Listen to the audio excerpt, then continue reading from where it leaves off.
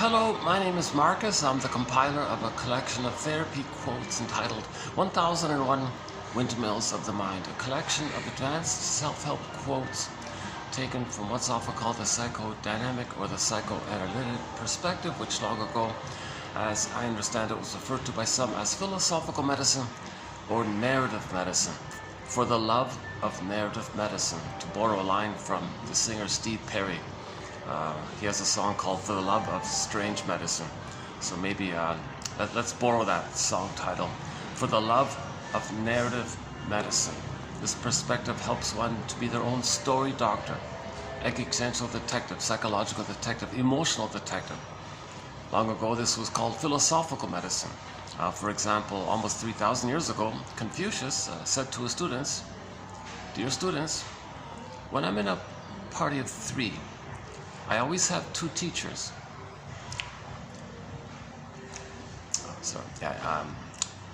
I got distractions in front of me, so you might see me looking around a bit sometimes. I'm in the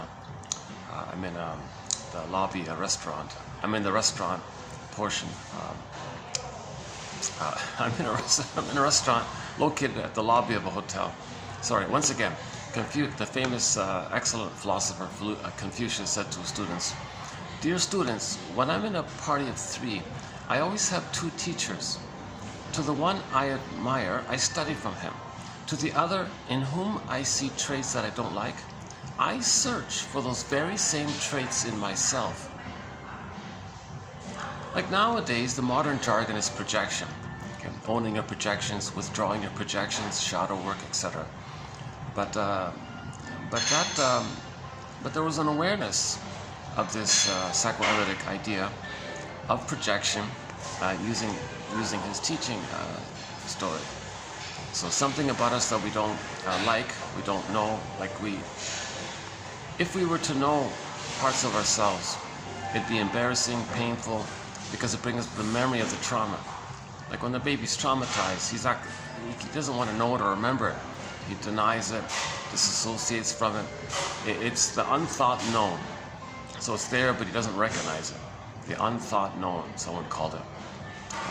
So that means the person's identity, their authentic identity, got frozen in its development.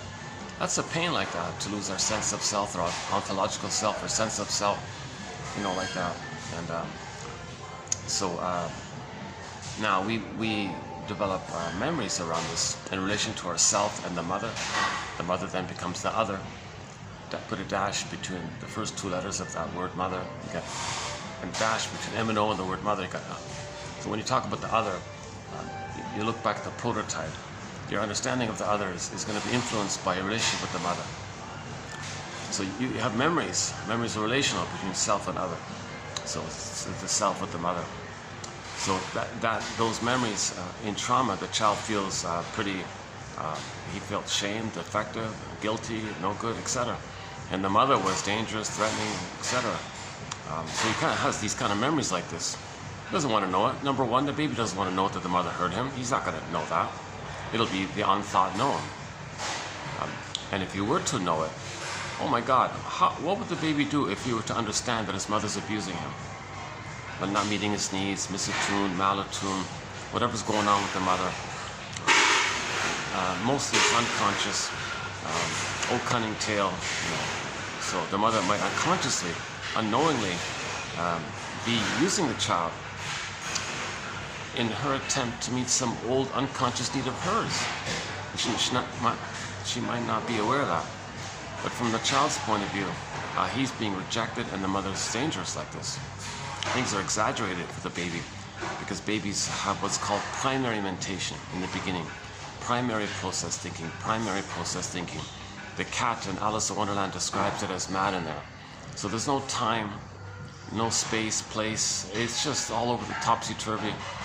Things are exaggerated. This can be there, that can be there. Like Alice said, up is down, left is right.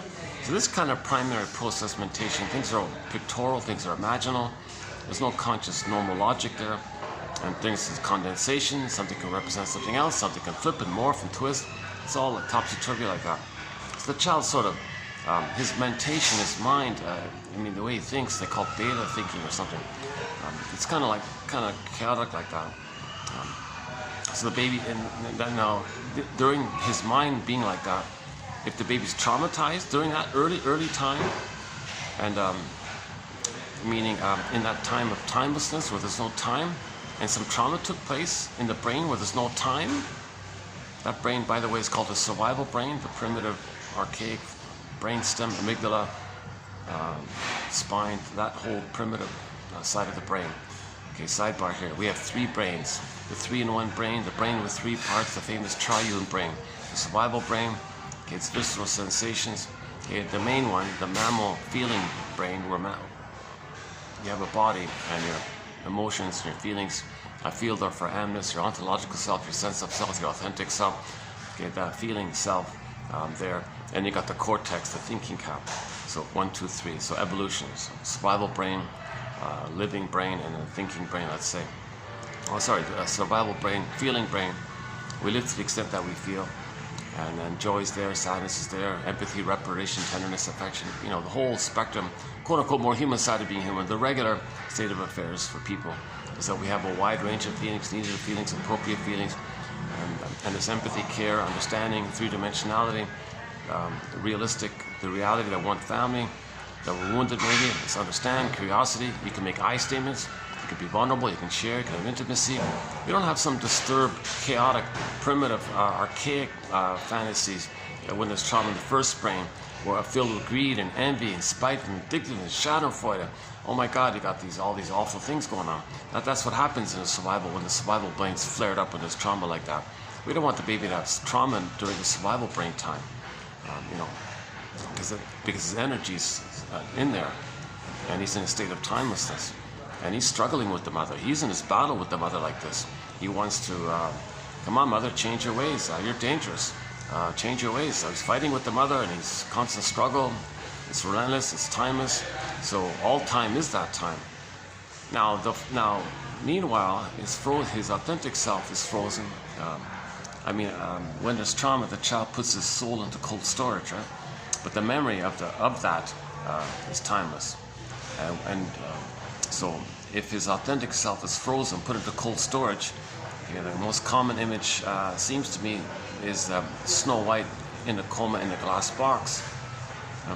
So Snow White, so myths and fairy tales are metaphors for inner psychological trauma. They're metaphors for psychological trauma. So Snow White is a metaphor for a person's beingness, their authenticity, their beingness. Authenticity, the word of the year by the Merriam-Webster Dictionary Company last year, 2023, was authentic. So we're all born with authentic beingness. Now it's budding, it's blossoming, it's emerging and all that, but the child needs to feel safe for its full emergence for the person, called being at home with yourself, sense of self, being embodied, and so on. Now that doesn't happen with trauma.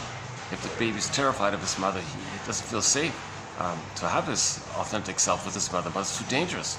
Sees her as a monster even. Very dangerous. So what does a baby do when there's trauma? First things first, he's going to protect his soul. He puts his soul, into cold storage. Flash frozen, cold storage, puts it in a freezer, puts the freezer down a tunnel, down a cavern, where the light has never shone, some far off place. So it's hidden, frozen, hidden, far away. Or a more simple one, Snow White is in a coma in the glass box. So imagine that. Imagine that, like emotionally, inwardly. There's like a wall there, like a glass wall there, and you're not connected with your beingness because of the wall there, but you can see that it's there. It is there. We have it, so we can see it there. But the wall there, the glass wall is there. So we're not connected to it. There's a block there. Plus, to boot, Snow White's in a coma, emotional hypothermia, emotional catatonia. So she's in a coma. Our beingness is in a coma, so to speak, and there's a wall there like that. That's a huge detachment from our authentic self. What a pain like that. But the baby's trying to preserve his authentic self somehow. Okay, so I think that Snow White is the most common image. Another common image is Miss Kor in the Greek myth. Okay, the Kor, so the maiden, like Snow White, Miss Kor, similar idea. This motif can take gajillions of spin-off, like variations of the theme, so the same theme. So Miss Kor is on the field, and then she gets pulled down into the underworld. So she's lost in some in the primary mentation, the underworld, meaning the unconscious. Now, what's the backdrop of the hell scene?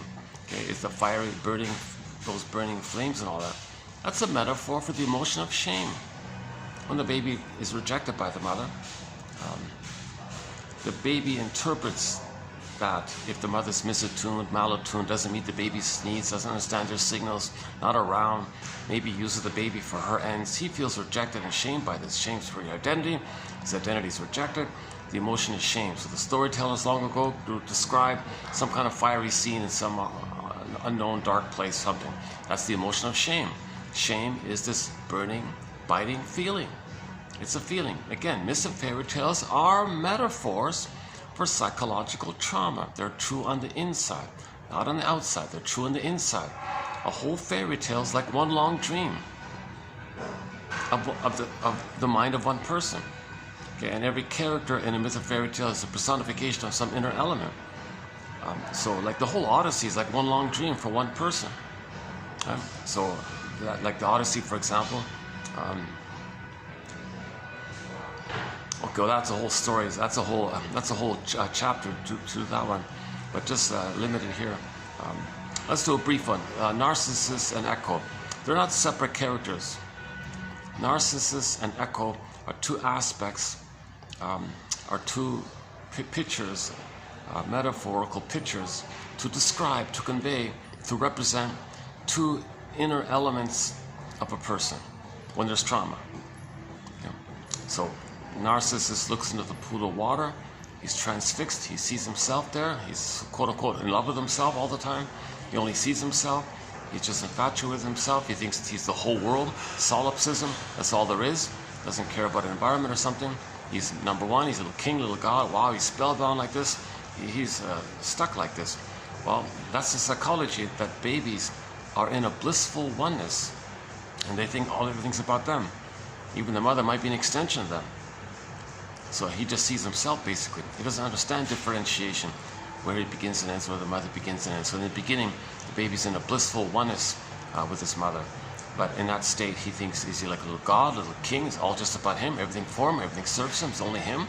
Only him? That's what it means. Narcissist sees his reflection. It's only him like that. Okay.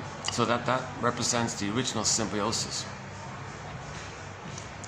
Okay, now since Echo, his soul turns to a statue, okay, the inference is that in development, in normal development, the child is loved to get a sense of self out of that blurriness. He recognizes he's a person, mother's a person, self and other. So he didn't get that. He's still in that symbiosis. If he's still in the symbiosis, post a critical, post a certain time, if you didn't get out of it, see, he needs to feel safe and loved to get out of it. So if he's not safe and loved, if he's unmothered, or his mother's emotionally immature, etc., he's still stuck there like that. It's either looking forward, unresolved, or he remembers when it was good, not enough, still there. It's a complication with this unresolved symbiosis. And but the main message is before it's disturbed, it's a blissful oneness. It's a paradise, Garden of Eden, Shambhala, Shangri-La, Nirvana, unico, mystical, into mystery. So some people say he's on the throne, a little king, all for him. He only sees himself, everything's for him, everything serves him. Right? His food gets sent down the cord, oxygen gets sent down automatically, no conditions, no disruptions, no upsets. He's floating around, oceanic feeling, oceanic oneness, oceanic bliss. He's happy, he's a little king, little god, it's just about him. Self-sufficient superiority complex.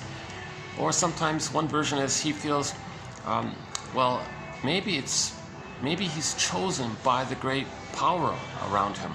And he's selected like that, so he feels special and chosen and entitled like this. So he feels like a king like that. So all babies feel some kind of special, self-sufficient, superior, the little God, unconditional hallucinatory omnipotence, omnipotence of thought. They have a little thought, little need, it gets met. Even for the waste elimination, it spirals up the two veins, the placenta metabolizes everything. And then he thinks, wow, is he so special, so important? He doesn't have to make any effort, his needs are automatically met. Like, wow, we're just guessing here. No one knows of the baby. We don't know the exact approximate terms to describe what the baby might be presumably thinking if he were even thinking it. But that's the general consensus. He's in a blissful paradise. So when we say paradise, Garden of Eden, Shambhala, Shangri-La, Avalon, Nirvana, etc., that's this paradisical condition. So he's alive, he's embodied, he's got his authentic self, he's one with the powerful mother. So that's called infantile megalomania. The power of the mother is his power. Little helpless baby thinks that the grand power of the mother, the giant from his perspective, he's got that power, that's his power. Infantile megalomania, glorified self, idealized self. He feels quite pompous and important like that. He doesn't understand the mother's a separate person who's taking care of him. He thinks the mother's him or something, or the mother's just dedicated to serve him because he was selected by her. Just that sort of area. Anyway, so the image of this is, it's just him. Solipsism, it's just him. So Narcissus looks in the pool of water, he just sees himself, he sort of relates like that. Now if there's trauma in this area, where it's unresolved, he didn't get enough of it, or he was prematurely ejected out of the symbiotic orbit, or there's trauma later on and he wants to go back to it, or he never got enough love to leave it, so he's still looking for it. That kind of area, this unresolved issue of unmet symbiosis, that means he's not being loved. He's not being loved. He's being unmothered, he's being abused, so he's still that blurred, illusionary thing. By the way, it's addictive, by the way. That narcissism is named after that wife. Oh yeah, I'll get to that part, yeah. So this implies, so because echo turns to a statue, okay, that implies that the person with that mind, with those two parts, okay, your psychology and your soul frozen. Psychology of thinking you're in that developmental phase of oneness psychology, and your embodiment, represented by echo, turning to a statue, that implies trauma. So the mind of the person whereby that person is still with unmet symbiosis, represented by narcissist seeing himself in the reflection, and he just transfixed like that, and he's stuck there, and it's timeless and infinite. He can't leave it, he can't move, he can't go away, he's just stuck like that. That's infinite like that. So that means, meanwhile, what about his authentic self? What about his soul? He didn't get mothered, didn't get nourished. So his authentic beingness is Echo. So Echo is like his Snow White or Miss Core, same idea. So Echo is the same like Snow White. His beingness, his authentic beingness is personified by Miss Echo. So he's abused, he's being unloved. Okay. So there's a pain of it, it gets pushed down, like Miss Core getting pressed down. Now when there's so much pain, we also disassociate. So something's repressed, okay, that's the unthought known. But when there's trauma, we blank out, that part of us is floating, so to speak. So that's called disassociation. It seems to be linked, repression and disassociation. Or the storytellers made disassociation intuitively to describe that it's repressed. And how do we describe that it's not connected to him? So they put it outwardly, it's not part of him. Like it's not a part of him, like Snow White in the glass box. There's a wall there, Echo's floating off in the corner, like a little wall there, a space wall there, and you can't see her, like an invisible wall there, something like that. Anyways, the point is, the end of the story, at the end of the story, Narcissus turns into that little white flower, meaning he's still addicted in that blissful phase. So he's considered in a blissful, Robert Bly jokes, oh yeah, he's in ecstasy, man. Like he's in a blissful kind of place. We're not saying babies are in any kind of addiction or something. They're just not naturally, they just go through that phase. It's not an addiction, something they go through. Something's only addictive when you refuse the present and you want to go back to that blissful place which you've forgotten, and now you're feeling it and go, whoa, what's that? Oh wow, cool. And then you think, oh, I want it again. So now you're getting dependent on it. Now you're avoiding the task of living your life, if there's problems in your life. Well, just go back to that. Just eat some ice cream, eat some cookies, take a beer, take some comfort foods. Just trick your brain to give you some kind of food trance, or give you some kind of trick the brain to find some way to trick your brain to give you pain, because when there's pain, you get endorphins. The endorphins is the numbing thing. So if you're in this numbing thing, you're kind of like synthetically trying to get back to that dreamy kind of place of timelessness. So you're like in a parallel synthetic timelessness, something like that, like a mock timelessness. Anyways, you're trying to get back. You're trying to go back to that blissful place. So you're doing it with tricks and synthetics and things. So the story of Narcissus is that Echo becomes a statue. She, the young lady, okay, like Snow White, becomes a statue. They could have put Echo in a glass box as well. Same idea. But that's again, a theme has very many ways, many variations of the theme. It's the same message. Okay? Echo turns to a statue. Okay, it means that the embodiment of a person, the embodiment, the sense of self of the person is hardened up, so metaphorically, emotionally, as if like that.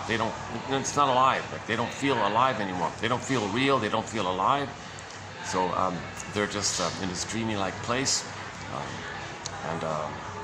So the person might describe it by saying, gee, what do I feel? I'm not in touch with my feelings. I don't know what I feel. Well, so that's called affect phobia, alexithymia, emotional illiteracy, low EQ. Now, another term we learned recently is athimoalexia. No words, no feelings for your words. No feelings. Well, that's great. That's nice of them to stop. This time, I haven't been here in a while. And when I came in, they were kind of yapping a bit, and I settled in. And they kind of lowered their talking. I appreciate it. Because one time they were so loud, I'm just gonna leave. I just walked out. I think they noticed this. Oh no, we gotta calm our voice down. That's nice. This place is packed. I usually rarely come here. This is sort of like a lazy option on mine. Like I got AC and all this.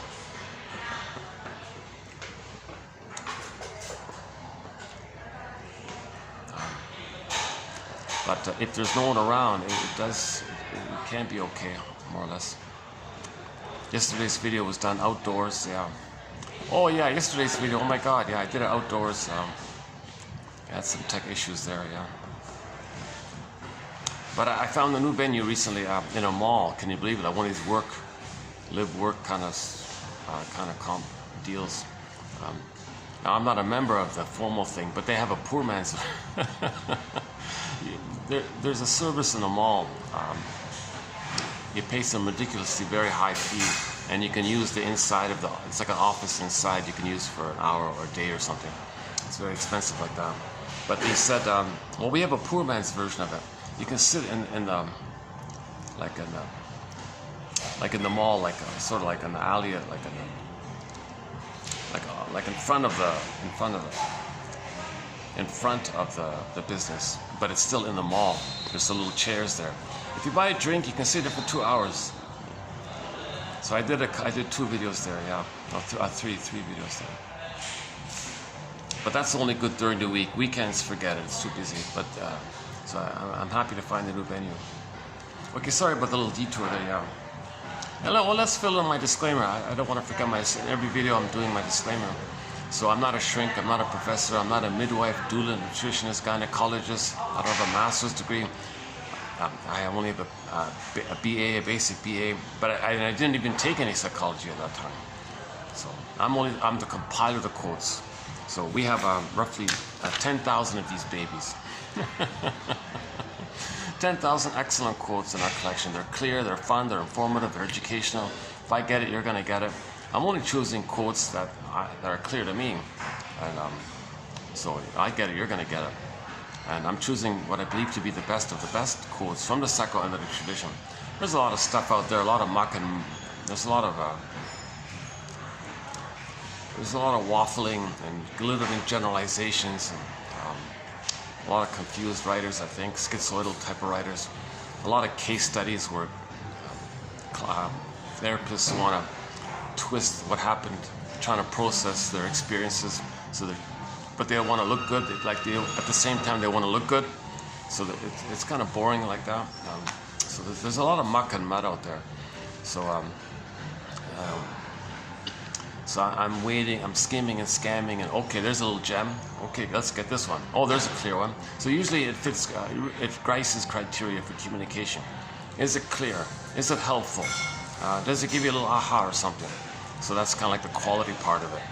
And my hope is that, yeah, so one, but not all of them. So 1 out of 10. If 1 out of 10 can give you that little aha moment, I'm personally thinking that's sort of an area of quality. If you learn something, if you read for 10 minutes, that's pretty good. That's like buying a CD and there's a hit song, there's a great song that you love all the time. Something like that. It'd be worth the CD. You could ignore the other 9 songs if you got that one song that you love, right? Yeah, like I might buy Steve Perry's song. I might buy Steve Perry's second solo CD called For the Love of Strange Medicine. But really only listen to that song called Friends of Mine, the blues rock song.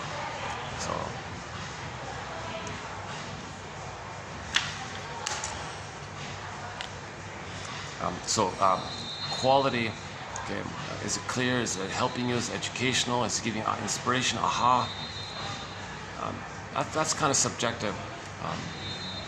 Okay, quantity, yeah, not too short, not too long. So these quotes this is pretty typical. Pretty much like this. Sometimes there's just one line, sometimes a short passage. On the rare occasion, there's like a whole paragraph or something. So these are manageable, not too short, not too long.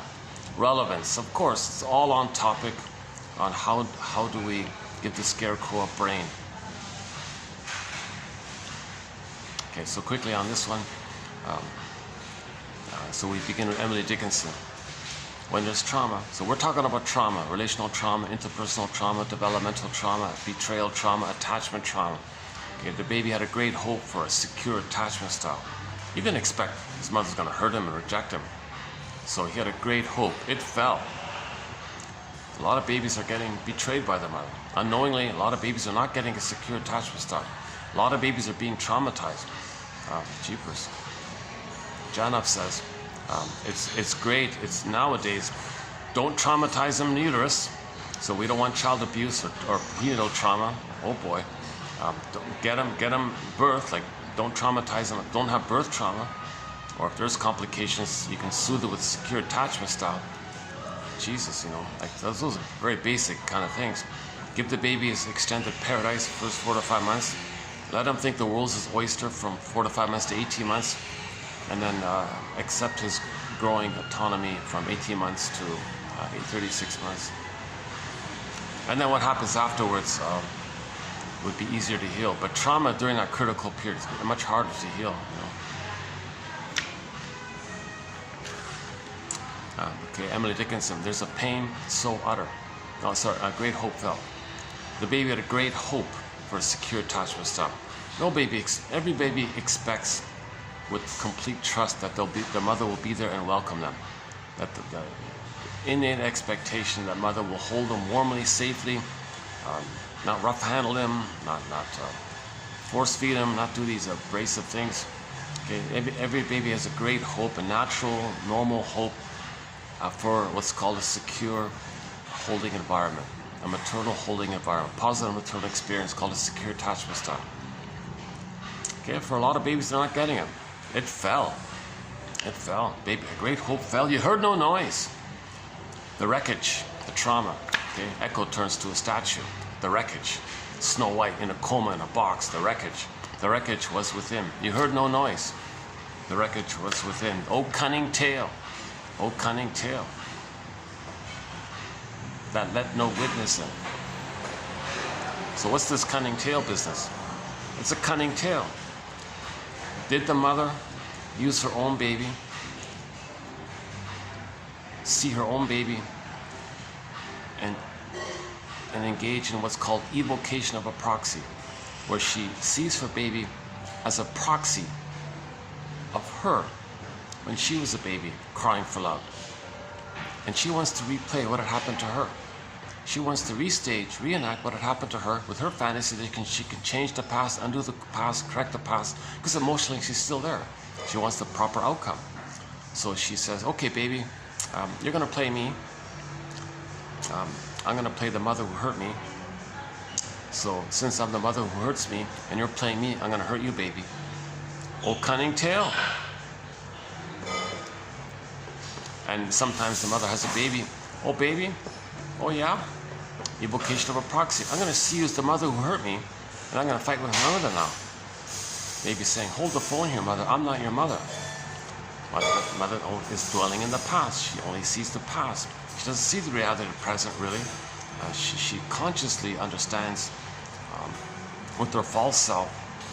She can recognize practical reality superficially, but the emotions are transferred into that present. So the present is still the past. Okay, the present is called the presenting past, where we transfer the past to the present, act out like a psychodrama, melodrama, the past. Because in trauma, during that timelessness, there's a thing called repetition compulsion, where we try to repeat and try to get those needs met. Okay, again, when there's trauma, there's this unconscious hope for the fulfillment of old unfulfilled needs. So the mother still has this hope for the fulfillment of her old unfulfilled needs. So she has a baby, and she might say, okay, I have a hope that my mother's going to meet my needs now. Okay, baby, you're going to play my mother who meets my needs. But my mother was rejecting, so you're my rejecting mother. I'm going to try to control you, baby, because you're my mother. Okay, so at some point originally, the baby thought, he wished, he had the fantasy that he could somehow control the mother, to persuade her, to change her ways, to be a loving mother. The baby had this fantasy that he needed mother's love, so if mother was hurting him, he thought maybe if he can control her somehow, would that work? I don't know. So he's enraged at this. He's enraged at her, and with the rage, he hopes to control her, to change her or something. Oh, I got some reserve signs just popped up here. Oh, what time is it? Let's see. Oh, 3:20. Huh? Oh, today's Saturday. Oh, maybe it's for the night. Well, that's covered. Yeah, it's a good idea to reserve this section here. Yeah. It's a nice little section here, right? Oh, hello. Well, here we are. Yeah.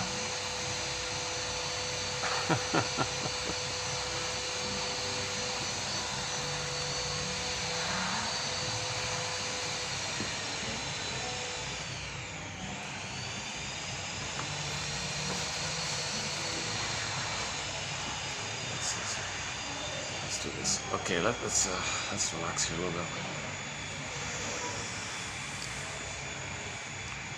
Okay, so again, a great hope fell, you heard no noise, the wreckage was within, O cunning tale, that let no witness in. So this O cunning tale, the mother may have unresolved struggle with her mother. So she wants to continue that struggle. So she's not really going to be emotionally available to love her baby, because she only sees the struggle.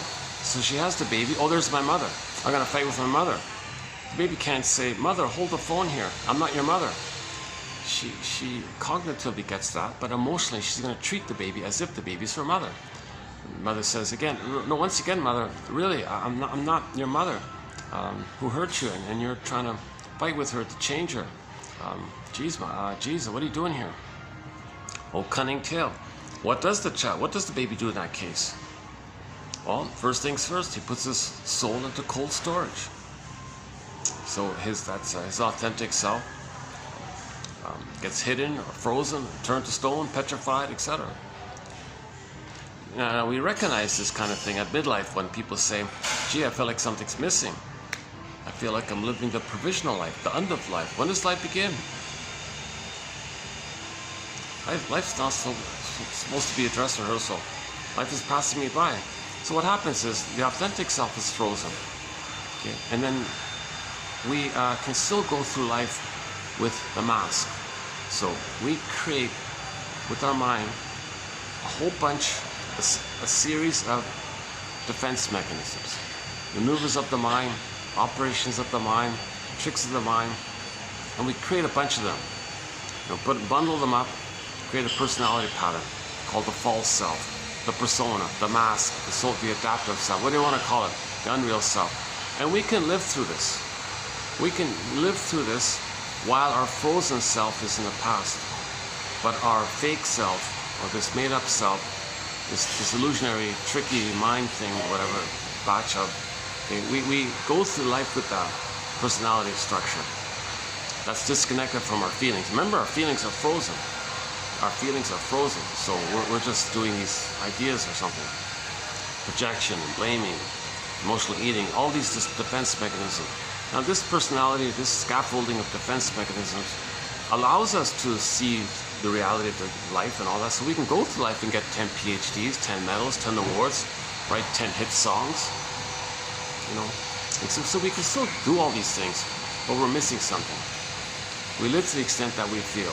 We live to the extent that we feel connected to our embodiment, our sense of the battery. Let's see. Oh, this time it's working. Oh, look at that. Okay. Yesterday my phone crashed on me, so now today it's okay. It's really, what a fickle, yeah, it's an older budget phone. I have some glitches with it. I lost a good video yesterday. I spent an hour and a half, kind of a little refreshed. Like now I'm a little sluggish today, but a little tired today. Yesterday I was kind of energized and refreshed. I was smiling a little bit. I showed you the swan and all this. And suddenly, my phone just blacked out. Suddenly, instantly, no warning, nothing. The thing overheated on me and just shuts down automatically. So when that happens, the video's not saved or anything. The only way to save it, I have to physically hit the stop button, then it's captured and saved. Likewise with the battery, if the battery drains suddenly and I don't catch it, and it shuts down due to the battery, I lose it as well. So I've lost some good videos. But I keep posting because I want to get these quotes. These quotes, oh yeah, back to Grice's criteria. Quality, quantity, relevance. So they're from the soul doctors. Okay. They're on topic. The manner, yes, so the manner. They're friendly, they're warm, they're clear, they're from the soul doctors. These are mostly by medical doctors who specialized in the talking cure. Okay. They went to the Analytic Institute or the Shrink School and learned this narrative medicine, how to find patterns, how to make interpretations, have empathy, and they do the analytic process themselves, so they have empathy for you when you go through it. So they'll be a caring witness as a result. So the manner is friendly and warm because they know what's going on like this. Okay, so quality, quantity, manner, like the tone like that, friendly, warm tone, and the relevance. It's all relevant to the topic of giving this scarecrow a brain. Weaving a basket so an egg can appear. Making a catcher's mitt so we can catch the ball. Psychoanalysis looks for an egg in a basket that's missing. So weave the basket, then the egg might appear and our feelings might come back. These quotes are kind of like a lantern, you know. So these unthought knowns, it's considered unknown, metaphorically dark. We don't see what's going on. We don't know what's going on. It's metaphorically dark in the shadow. So in the unconscious, our memories are there, and who we'd be had we been loved, and what's preventing us from being ourselves, and what defense mechanisms we adopted to deal with the pain. All that's unknown to us. It's dark like that, and we're stuck like that, using it again and again. It's called neurosis. We're doing it, spinning around like Sisyphus, you know. And so we don't know what's going on. So these quotes are giving us a lantern. These quotes are giving us a lantern, so we can kind of recognize and make the inference. It helps us to make the inference, because our repetitive behavior is a communication of our unconscious self to our conscious self. So with this, it helps us to be a detective to make the inference. It's a communication of what happened in the past. When we replay symbolically what happened in the past, we get to know what happened in the past. When we restage the past in the present, so we can know what happened in the past. Now we're getting somewhere, right? And at some point, nature does the rest. And your feelings will come back when they come back. They'll come back on their own accord. You come back into your body on their own. You don't kind of control that kind of thing. You can't give the you can't give the lion courage, or you can't give the tin man a heart. Like you can't. That's a spontaneous healing from nature. Does that? The Great Spirit kind of does that. Nature does that. All we can do on our end is the scarecrow part. Give him a brain. So these little quotes to give him a brain. A variation of the scarecrow is the children's story. The straw house needs to become a brick house. So we can firm up the straw house, make it a brick house. Because with the brick house, we can hold ourselves, and the image we made of the mother puts away. The big bad wolf puts away, Because we know it's an image. Because we know it's a projection of how we felt with our mother.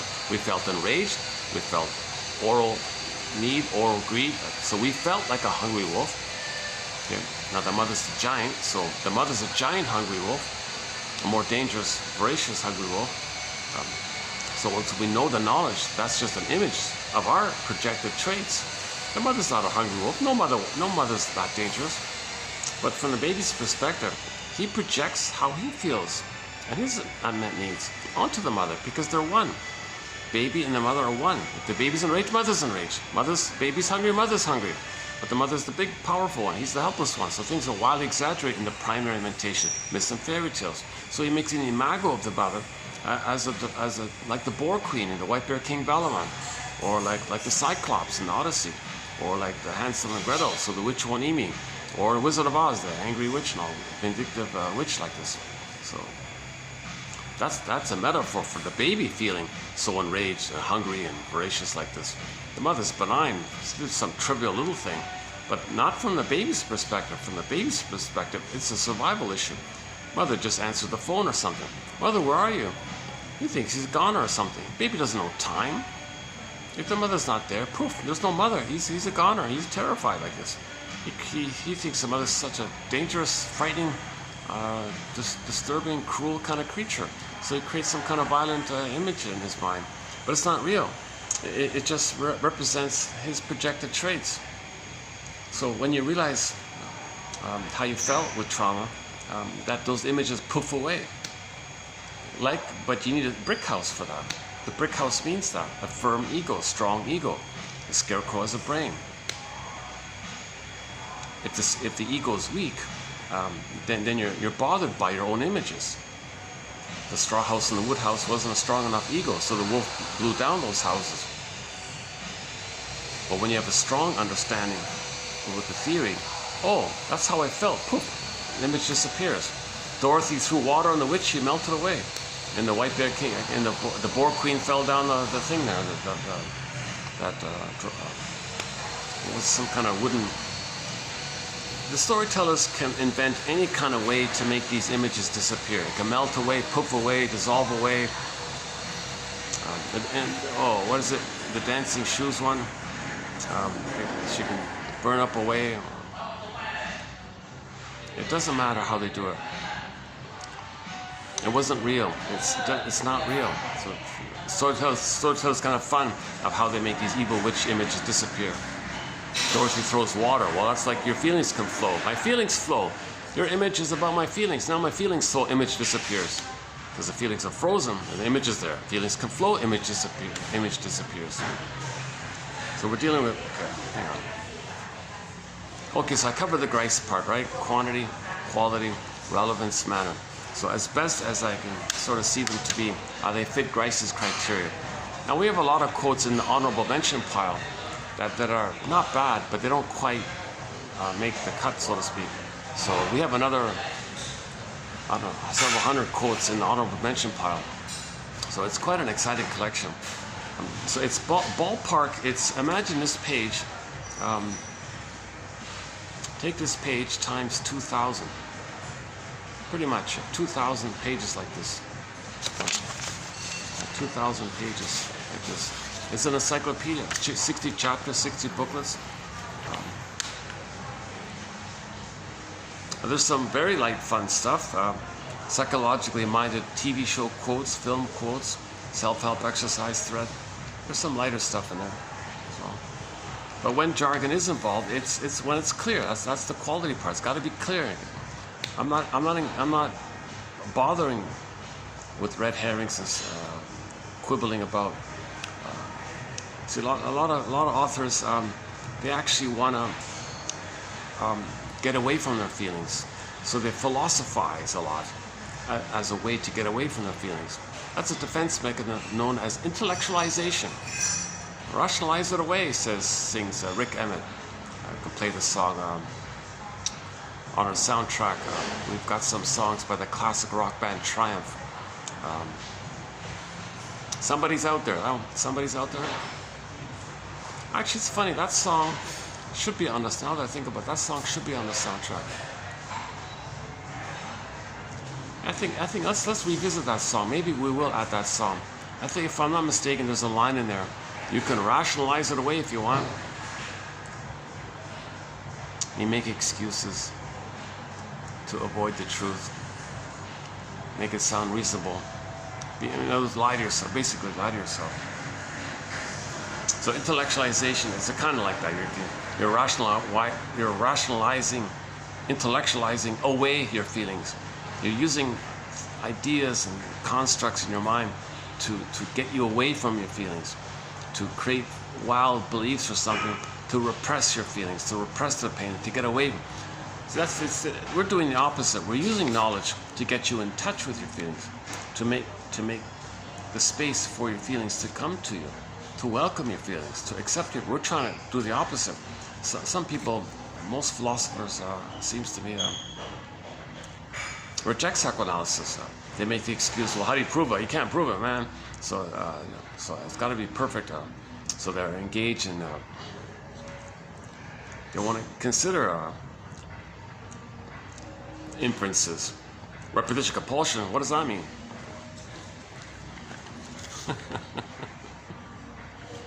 Well, the baby had a need, right? The baby had a need for mother's love. If he didn't get it, oh my God, how does he develop? How does he grow? Like, how does he, if he's scared of her? So, the psychic structure needed to have your authentic self, your identity, whole object reading, I'm okay, you're okay, living a path of heart, love, pleasure, I statements, intimacy. That psychic structure needed, your memories, the memories needed for that is that mother loved you. If the mother terrorized you, how do you relax and think clearly if you're so terrified of the past? So you're lingering in the past, trying to process it, understand it, forgive the mother for what happened. Then you lay the ghost to rest. Then your life force can be free for the present. But if your life force is totally focused on, like hyper vigilant, hyper alert with the mother like that, how do you love life in the present? So this is invisible. Philosophers say, well, that's invisible. I don't. Since it's invisible, I don't gotta talk about it. It's not real. Well, there is psychic reality. There is inner life reality. We live in two worlds.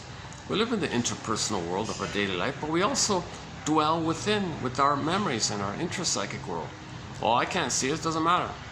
Like they're really kind of that's a huge defense mechanism. A lot of philosophy is a convoluted defense mechanism. So we don't have authors of that type, obviously. So, but ironically, some of these kind of quasi psychologists / philosophers, they inspire a lot of people, and some of the followers write more clearly.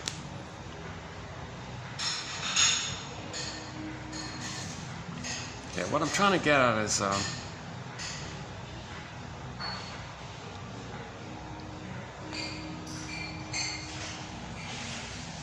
quotes like from Karen Horney, she's a very compassionate writer, James F. Masterson, a clear writer, James Grotstein, Thomas Ogden, Althea Horner, Dorothea MacArthur, Rinsley, Solani, Guntrip.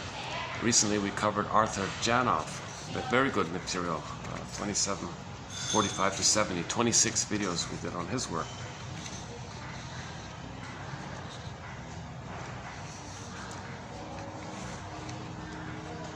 So the authors we're quoting from, they're not necessarily the biggest names. They're just, oops.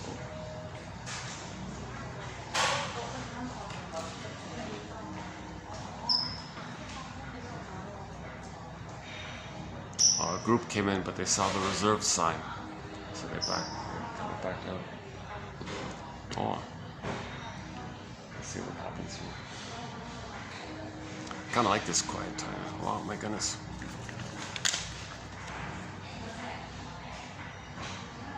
Oh, 1 second. So, by the way, for the price of half a coffee, for the price of half a coffee, like this, one can get this encyclopedia for their iPhone.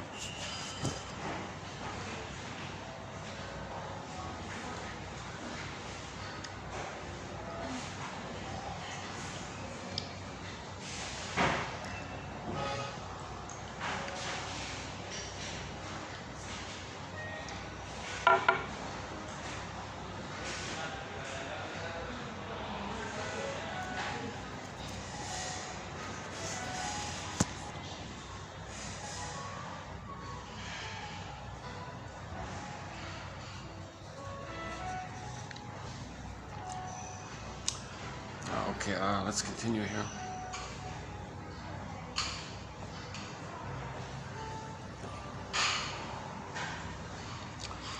Yeah, okay,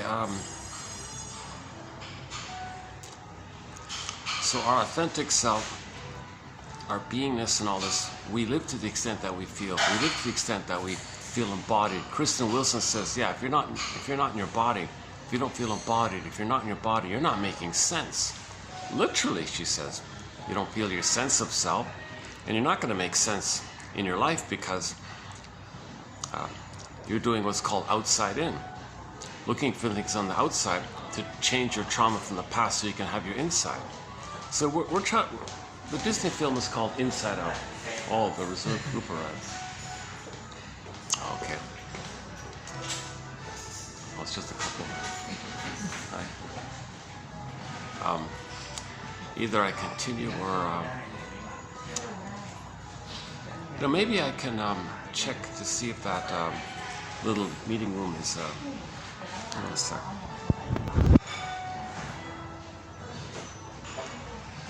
Well, let me read my stuff here so I can come back here.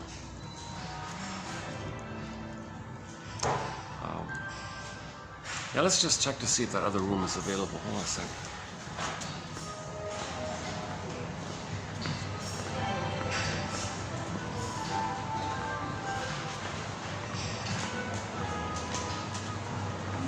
Yeah, I'll be back in a minute, yeah.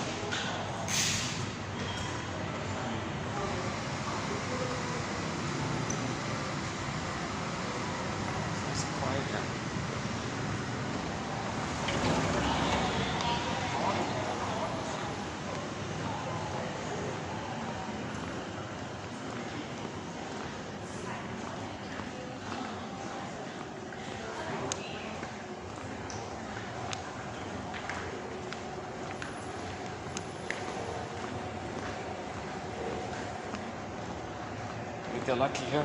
Let's see. All right. Oh, good. Okay. Okay, I think I can move over here. Hold on a second.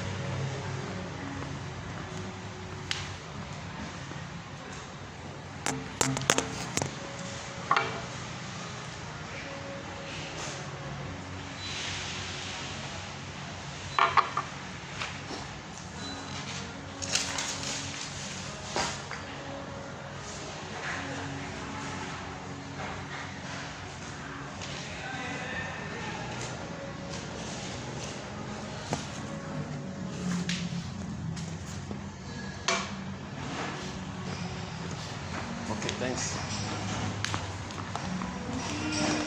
See you next time. Thank you.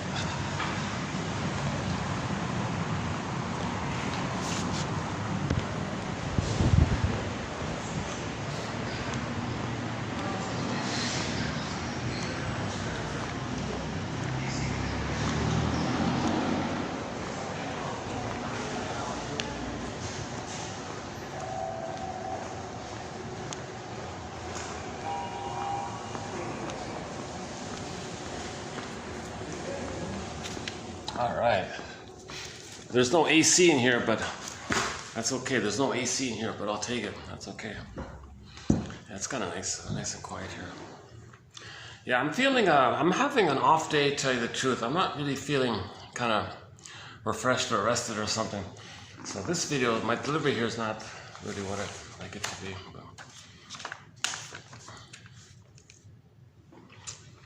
Right, so we live to the extent that we feel. Kristen Wilson says, yeah, if you're not in your body, you're not making sense. Literally, you don't have your sense of self. Like, whoa, you don't have your sense of self? What do you have?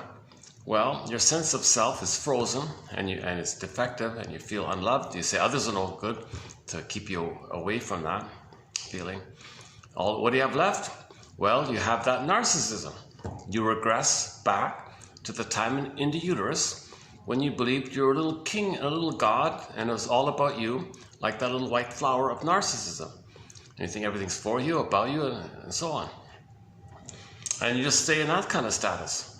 Self-sufficient superiority complex.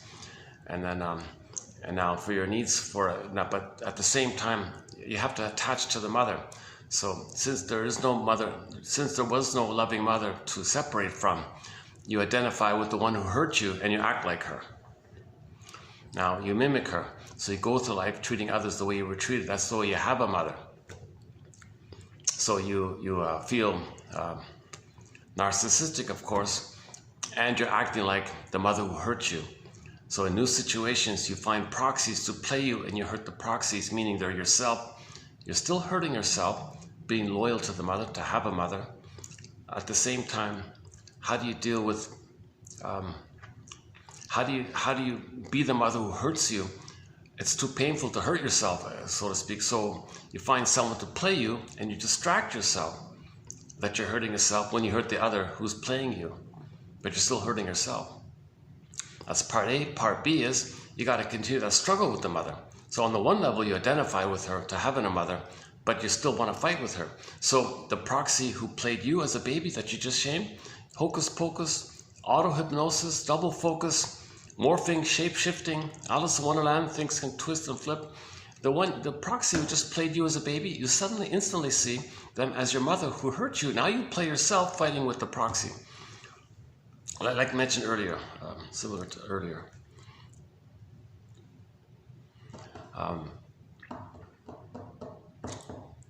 Lighting's okay? Yeah, I don't. Let's keep the lights off because I don't want to alert draw attention to my being here.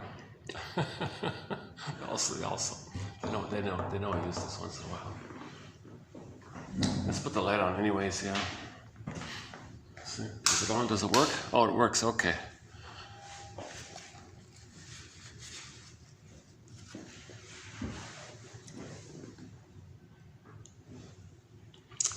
Doesn't make much difference, huh?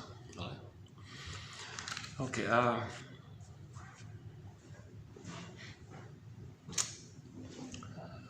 yeah, so what else? Yeah, so we're meant to come from inside out, the Disney film Inside Out. You have your feminine element, your feminine principle, your yin, your beingness. These are all synonyms for your beingness.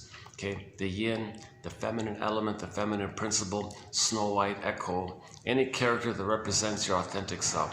We're meant to feel at home within, embodied within, connected within, and that sense of embodiment means you have a natural, pleasant feeling. Joy runs the console.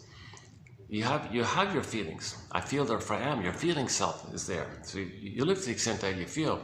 If your feelings are frozen with the freezing of your authentic self, you don't really have your feelings. You're there, but you're frozen. Alexithymia, no words for feelings. Athimoalexia, no feelings for your words. Affect phobia, emotional illiteracy, etc. So in that condition, the primitive survival brain flares up, and you have the sensations of anger and fear and shame and disgust and all that, the more primitive kind of survival side of things.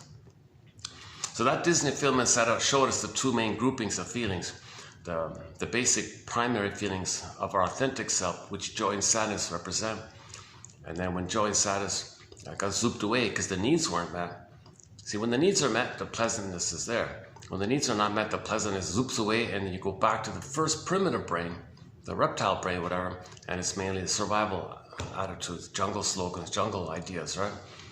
That's not meant. We're not meant to live in a permanent flaring up of the amygdala. Jesus, right? And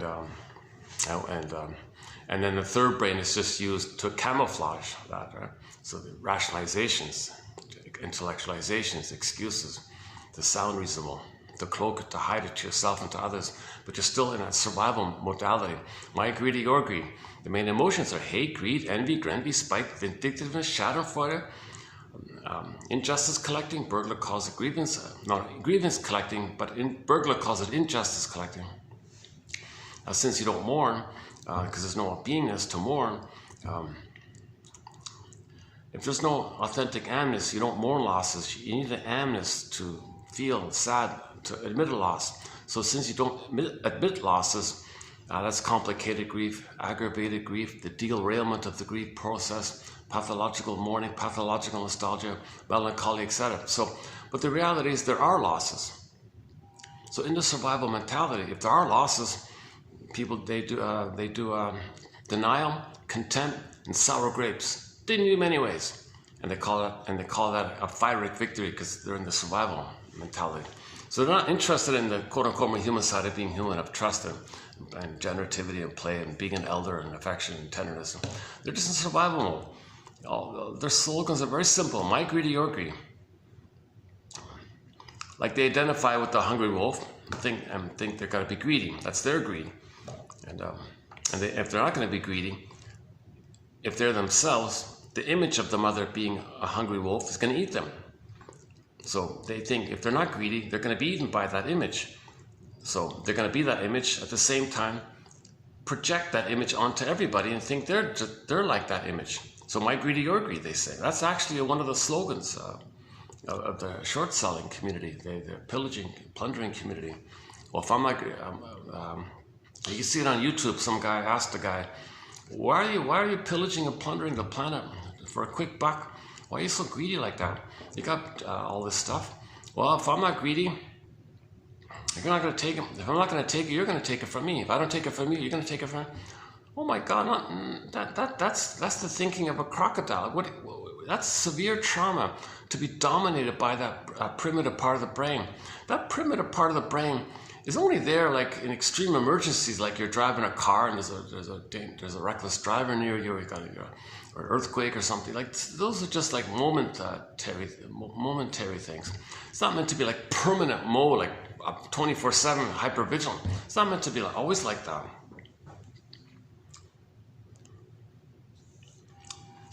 That's a symptom of trauma, to always think in terms of my greed or your greed.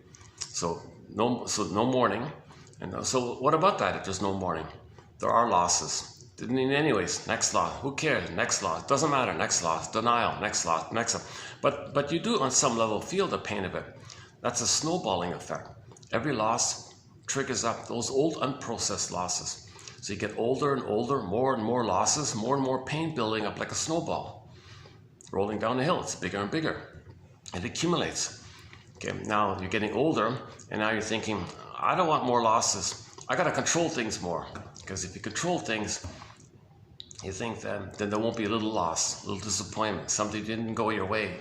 So you like a little loss can trigger all those previous losses. So kindling effect means it's easier and smaller and littler things can trigger losses. So they become more controlling, more OCD-like.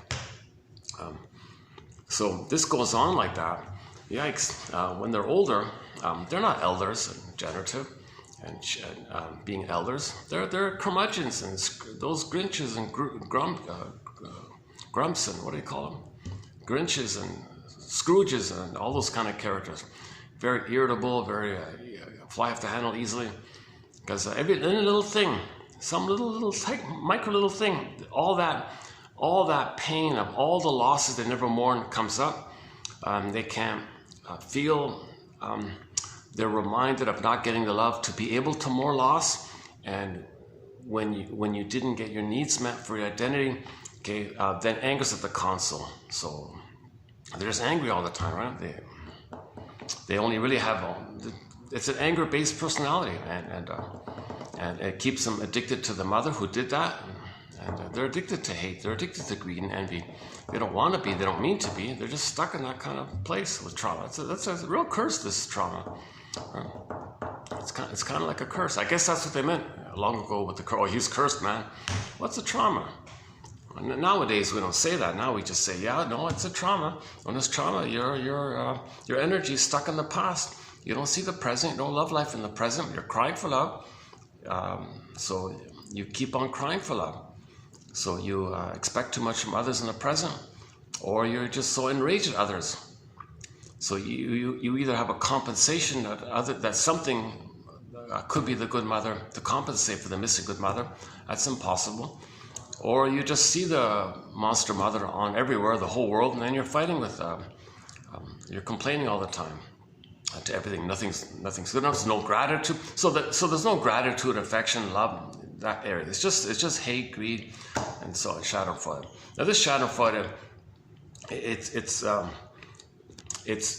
the source point is that the mother got some benefit when she used the baby. She felt some pain relief when she externalized and used her baby as a proxy to her, and she identified with her aggressor, so she felt safe with her mother. So she got some kind of quote-unquote pleasure of being one with her mother. Remember that fusion, that little white flower, that narcissistic mini little white flower, you can see a copy of it on the front cover of Alexander Lowen's book called Narcissism. It's a little addictive. They say it's a narcotic. That word narcissism comes from the word narke, which is a Greek word for the narcotics. So that means the psychology in the brain gives people this illusionary, blissful kind of feeling. So if you are the mother, mother hurt you, you become her, you're always addicted like that. That's the little white flower image. That's what the Greeks were talking about. So these our ancestors knew this psychology. They just described it using stories and myths and philosophy stories and plays, and then you got the literature people like Goethe and Ibsen and these guys. And then recently it kind of got refreshed with some of the modern jargon. And then that's what I like about the Disney film Inside Out. It's not like a fairy tale, really. They're just telling it directly. It's emotions. It's about emotion. It's emotional literacy. So they could make it as a fairy tale. They could just do another fairy tale. No, they kind of made us more conscious. So Inside Out is kind of like an interpretation of a myth and fairy tale, really. Okay, I spent a fair bit of time already talking about Inside Out. I think I'll pause it for the time being. When the sequel comes out next month in June 2024, I'm posting this in May of 2024. Next month when it comes out, after I see it, I'll do a whole video on that film, I'm sure.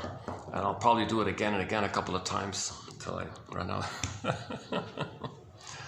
It's a very good film, highly recommended. If you haven't seen the original, 2015, Inside Out, Pete Docter, he's a soul doctor. The director, the guy who made it, Pete Docter, in effect, he's a soul doctor. Someone quoted him as saying that he wanted to use his resources to teach emotional literacy, that there's a huge neglect of inner life. He wants to give people basic inner life literacy, that we have 3 brains, and each of these 3 brains have their own systems. The first brain, okay, that's the survival brain. It has a line of consciousness. It has a memory system called the survival. Its language is visceral, sensations, anger, fear, like that. So yes, we may refer to anger and fear as emotions and all that, but technically they're kind of like stress responses, like adrenaline and cortisol, and blushing, and your blood circulation, it's not so good, or your increased breathing or something. All physiological things are taking place, right? Pupils dilate, I guess, another one, right? So that's like physiological issues when you're in survival mode like that. When the primitive brain is, when the amygdala is too enlarged and stimulated and flared up like that due to trauma. So you're just hypervigilant like that. So we don't technically call them like primary basic feelings. So then the feeling brain, there's the primary basic feelings: joy, sadness, empathy, understanding, feelings, tenderness, kindness, the normal feelings for people. We're actually, when babies are normally loved, we're a friendly, easygoing, playful, happy-go-lucky kind of people, really. Somebody joked we used to be like the bonobos, because we evolved from Homo bodoensis. One theory, we used to be Homo bodoensis before we became Homo sapiens. The early version of us is a Homo bodoensis, out of which we evolved into our current state called Homo sapiens. So we used to be Homo bodoensis, somebody joked. So were we like the bonobos? So the meaning is we were friendly, affectionate, playful, easygoing, calm temperament, warm. There were no things like greed and spite, and there were no these aberrations, there were no these disturbed, angry, violent. These things didn't exist. Why? You're one family. Why? You recognize the reality that we're all one family. We're all this one family, this earth family, right? You recognize that basic thing. Part of the confusion is when we moved around and settled around different places, we became traumatized in different places. While we were traumatized, while we became homo traumacus 10,000 years ago, while we were in different places, we project more. Then you get, okay, that's a whole topic. Oh boy, there's a 7-hour video if I go down that path about projection. So for more on this point, go to 2725, part 3 of 3. We did a 7.5-hour thing called the 48 symptoms of homo traumacus. So we became a traumatized version of ourselves 10,000 years ago. And we did a video on that, which will be updated. It's very draining, it's a very huge question mark. It's exploratory, it's brainstorming, no set answer here. Oh yeah, like Robert Bly says, 30% of what you're hearing is wrong. It's up to you to figure out which 30%. So we're bringing these are no set answers here. We're searching, like we're being the detective here. Clues, is it this, is it this? Might be this, might be this. What is it? Just searching around, discussing. So that's kind of what we're doing. So these are all ballpark approximations, guesstimates, constructs, theories, invitations for mutual exploration, clues, pieces of the puzzle, maybe some clues lead to better clues, maybe you needed to get to a better clue, just stepping stone clues. Like these are all just exploratory kind of things. Rumpelstiltskin, we're searching for the right word, Rumpelstiltskin. When we get the right word, right, the daughter's free, the feelings come back, right, when you get the right word. Right?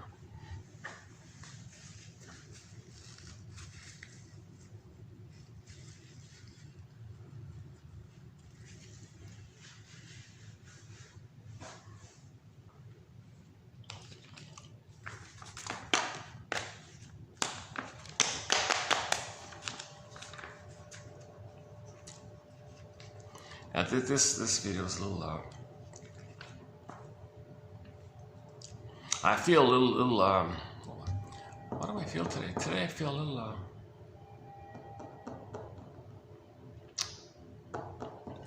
yeah, it's a sleep thing. I didn't get a full sleep thing.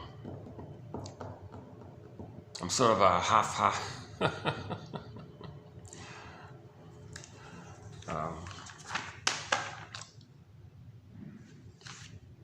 so where are we here?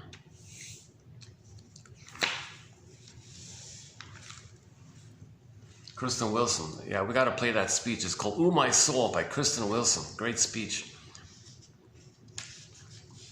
About a 10-minute speech called "Oh My Soul" or "Ooh My Soul" by Kristen Wilson. Very hard to find. I played it a few times in this channel here. I've quoted it a few times.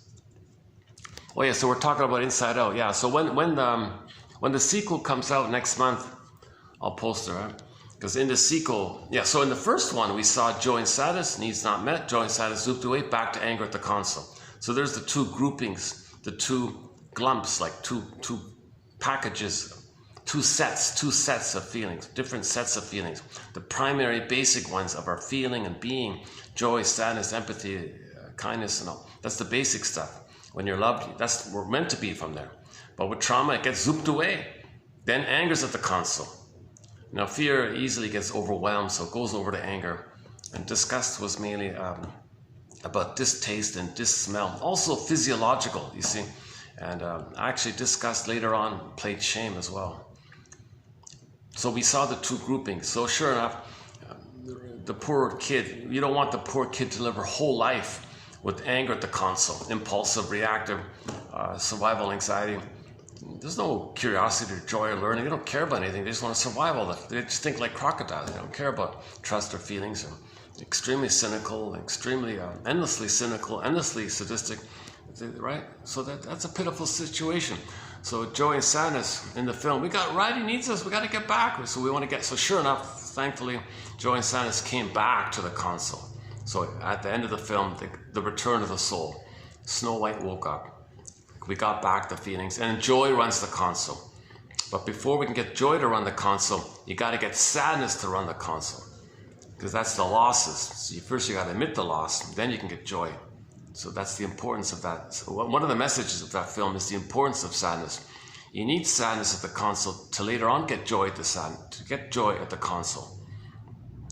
And in the first film, we saw, the protagonist, played by Joy, also.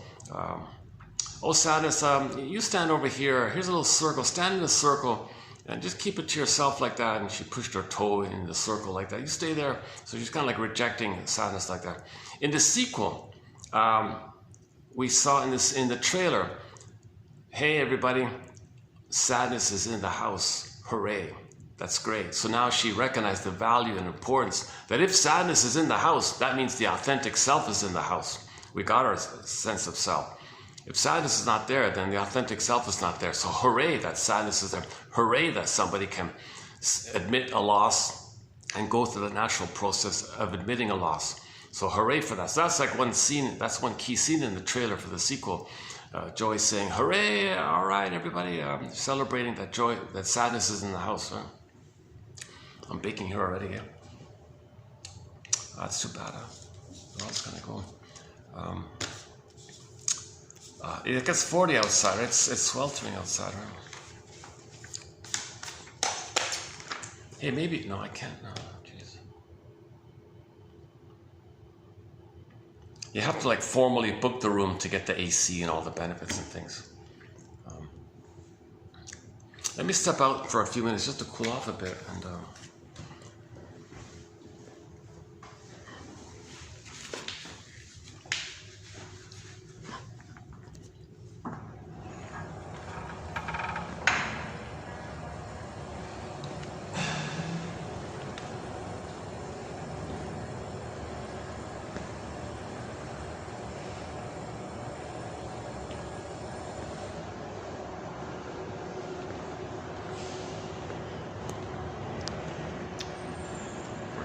let's wait here a bit.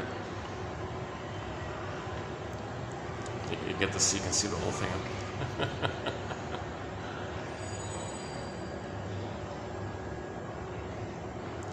Oh, this reminds me of House of Mirrors, Hall of Mirrors. So one feature of the survival anxiety personality, like the survival mind is survival anxiety. One of the features of survival anxiety is the BPD dynamic, the BPD amalgam. The BPD dynamic, whatever. It allows a person an endless, infinite ability to stay in survival mode because they do Hall of Mirrors, House of Mirrors. Is it there? Is it there? You see, look there, no, is it there? Is it there? Like they can flip it instantly. You look there, no, it's there. You look there, it's there. They can do Hall of Mirrors, House of Mirrors. Now you see me, now you don't. Catch me if you can. They can do that with the BPD amalgam. Grotstein calls it the amalgam, the BPD amalgam, relational PTSD. So you say to somebody with survival anxiety, hang on a second. It's not going to go into my room, is it? What am I standing in front of here? Oh, that's the, maybe I can go here. That's the staff. Okay, there's less traffic here. Yeah, let's do it here.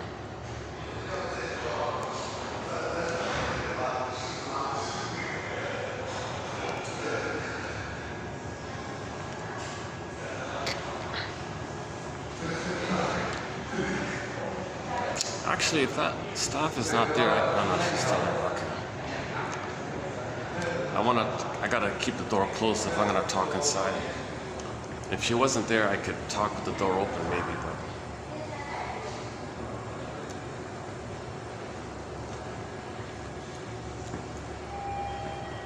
There's a huge meeting going up on the 6th floor. I can't use that one, This is a nice little hotel, like a boutique kind of, slightly ritzy kind of boutique kind of hotel, right?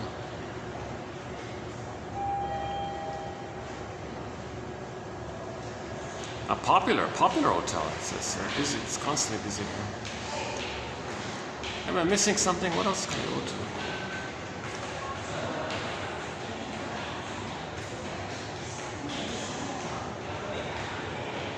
that's it. Yeah, there's no other facility I can go to. What about here? Let's just stand here. What about here? Well, let's just stand here. Okay. I'm just trying to cool off and before I go back into the sauna.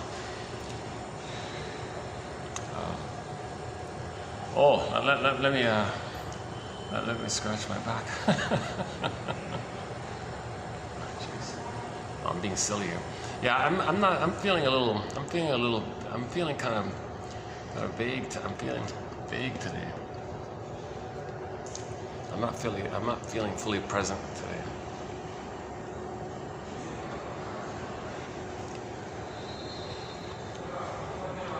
Yeah, so that's one point about the sequel, the Inside Out sequel. The celebration, the joy, the evolution that we learned about the importance of sadness. We need sadness to live life, and normally we need sadness. If you don't have sadness at the console, oh boy, you become a Grinch at the end of life. Some bitter, irritable, miserable character, right? Who never loved life, who never loved, who never had friends, genuine friends, who never knew the meaning of pleasurable feelings, pleasant feelings. Everything was sadistic and sarcastic. They were sarcastic their whole lives.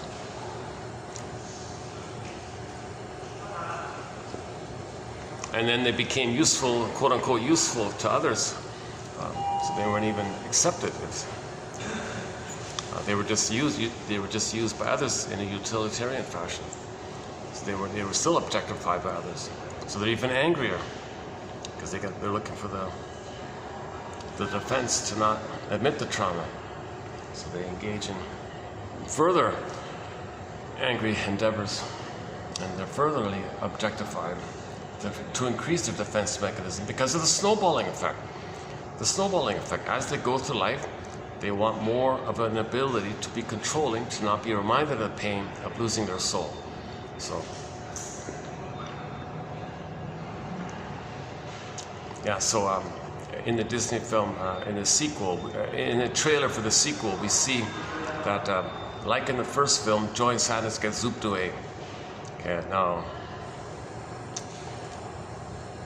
Okay, let's pause it there. I did it already recently. It takes me about half an hour to run through the whole thing. So at the console, we've got anxiety, envy, boredom, and embarrassment. And I talked about those things. Anxiety, they show you the symbol of oral trauma with the gaping mouth and the baby teeth. Okay, boredom means that wasn't breastfed. Envy is at the console in relation to the oral trauma represented by anxiety's oral trauma image. So you got envy there because the envy wasn't breast. Boredom means wasn't breastfed. So you got the envy there, and the image of the trauma confirms that kind of thing. Oops. Okay.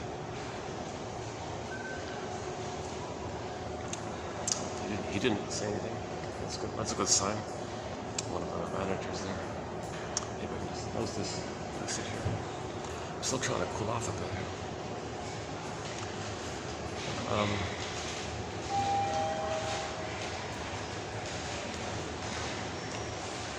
Yeah, so we talk about anxiety being the idea that your fear with the mother, it's unknown. But the world, you're going to transfer the mother to the world because the mother was the world for the baby.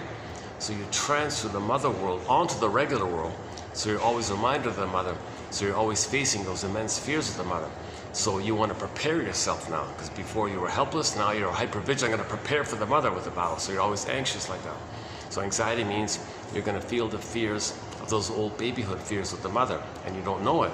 Anxiety means fear, and you don't know what. What is it? Why are you afraid? Well, that's the past stuff coming up, triggering. So anxiety means as you go in the future, you're preparing yourself for the memory of the fight with the mother, the pain with the mother. So you're preparing yourself. So that's anxiety like that, right? So anxiety means the old fears coming up again and again. And the image of the cartoon, anxiety cartoon character, she has this gaping wide mouth. Okay, that symbol, that's an oral issue. That the trauma and the fear with the mother was an oral issue. So the mother did a good job to give Riley a normal birth and no prenatal trauma, no birth trauma. Because in the first film, the first memory the golden orb rolled down the tube at the moment of birth, and we can see the baby happy and giggling and gurgling and smiling. So the mother did a great job, an incredibly great job to give Riley a natural birth and a happy childhood. That's why she's resilient and athletic and good at music and good in sports. I think Jonathan was saying a lot of people who are good athletic and good at music and good in sports and gymnasts or whatever. That means you didn't get trauma that early on. People who are traumatized like really early on, chances are they're not going to be very athletic or musical like that. So she did it, and Riley is a hockey star, right? She's a hockey player now, so that's another clue.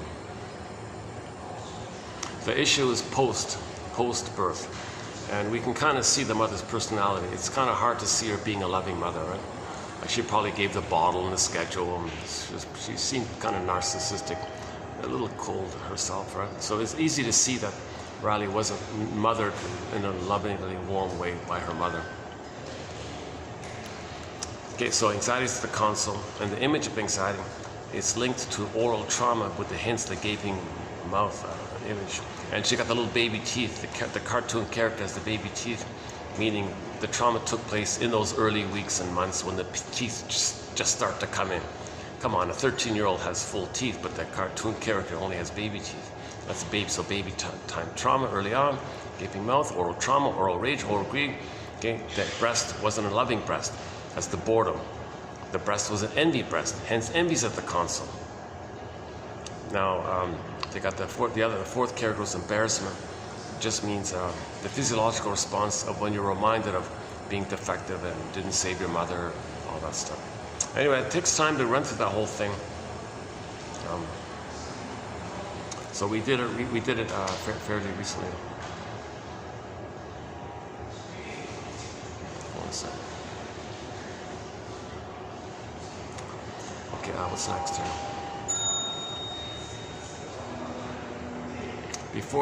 Before the Inside Out film. Yeah, we want to be from inside out. We want our authentic beingness, and from our beingness, we have our feelings. When you have your feelings, your behavior is feelingful, it's empathy, it's ethical, it's moral, it's normal when you have your feelings. Mothers don't need how-to manuals of how to breastfeed. If they have their feelings, they're in tune, they know what they love, they have feelings, they can relate to the baby. They don't need a manual. Hold your baby like this, do it like this. They're all confused because they don't have access to their feelings. John was saying that too. Why are there so many manuals telling mothers how to nurse your baby? Seriously? You have your feelings. Mothers know it. They've been doing it for billions of years, or millions of years, whatever. Naturally. Okay, I think I've cooled up a bit here. Let's go back in. I'll come back out. I'm sweating again.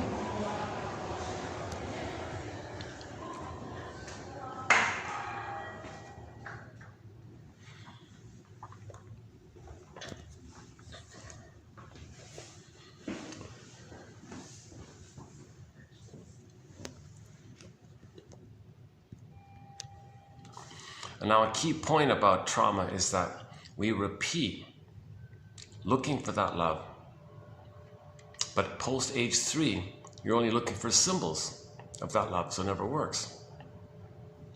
And you want to continue to struggle with the mother.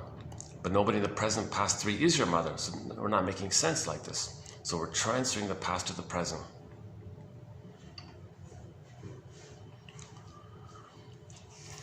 Yeah, I really. Okay, let me do it in the next video. I'll go over the basic point of a repetition compulsion, the stingers and the clingers, identification with the aggressor, Murray Bowen's theory about the emotional triangle, the scapegoating. Okay, let's cover some of that material in the next video when I'm feeling a little more energized or something. I don't know. Today's an odd feeling today.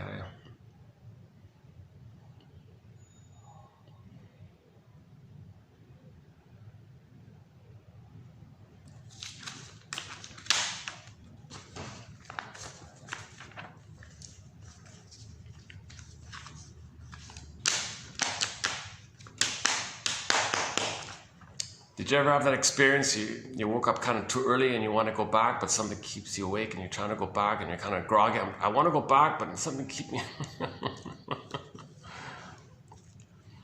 Okay, so in the next video we'll talk about repetition compulsion, Pauli B. Russell, 2119. Very important point about the Edmund Burglar's theory about the record. A very important metaphor about the record we carry around with us. Every neurotic is a music enthusiast, but he only has one record. Okay, that topic there. Very important topic. And the two ways we repeat the past, restage the past and the present, trying to change the past, undo the past at the same time. To know the past, but we repeat it because we're afraid to know the past, so we repeat it to not know the past. At the same time, simultaneously, we're trying to know the past, and the two ways we repeat it. Is it the stinger way, identification with the aggressor, and then flip-flop, proxy was you, now it's your mother, or is it the more benign way called called direct? And there's a whole topic there about dysfunction, meaning saving the mother. Morton, Key Sense material, Pauli B. Russell's in there. So there's a whole body material that sort of comprises of the core, sort of a foundational material, as I understand it, about psychoanalysis. Repetition compulsion, identification with the aggressor, the issue of symbiosis, attachment theory, and object relations theory. Object relations theory is the study of the internalization, the memory mapping we make by the interpersonal relationship, the outer relationship with the mother. Baby and the mother are relating. Baby records it all and creates like a map of it, stencil, schema, script. And then this shows itself later on in life. So if it's a problem there, it's going to reveal itself later on in life. So you observe your behavior in life, you get a clue of this schema created by the mother like that. Now you know what's going on. So if there's a problematic schema, it's stuck there, it's frozen there. You cherry pick your life to fit that lens. And that lens is a problematic lens with an abusive mother. So you're really distorting the present because that lens you created helped you to survive with the mother. But it's inappropriate post that time because you're not in the nursery anymore with an abusive mother, but you're kind of still lingering there and seeing things through that memory. So object relations theory is sort of the study of this kind of thing. Okay, interpersonal leads to intrapsychic. Another way of saying inside out. Inside out, as above, so below. That's it. So there's two ways that phrase. The more healthy, positive way, your beingness, your embodiment, your feelings, and from your feelings you know your uniqueness and you express your uniqueness, and from your inside uniqueness you express it outwardly, you shine your uniqueness. That's out like that, inside out, that's normal. Another way is just the theoretical idea that what we're doing on the outside is a reflection of the condition of our inside. It's a little bit different.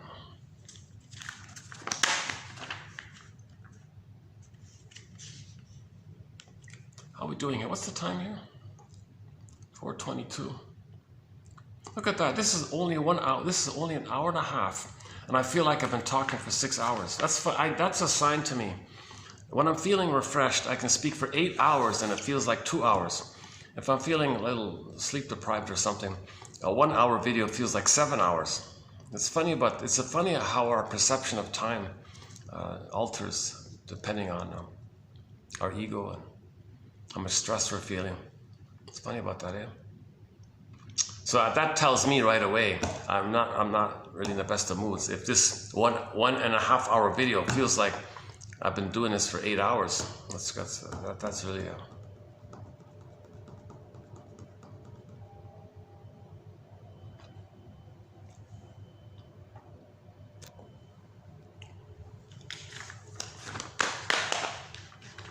Okay, let me refer you to any of the previous videos. If you randomly click any of the previous videos, there's a good chance you'll find this discussion about the record, identification with the aggressor, okay, Sandra Ferenczi's theory, Edmund Burglar's theory, negative magic gesture, okay, showing up the mother, okay, the flip-flopping double-think area, the primary mentation, the BPD amalgam, the issue of symbiosis, and the stingers and the clingers.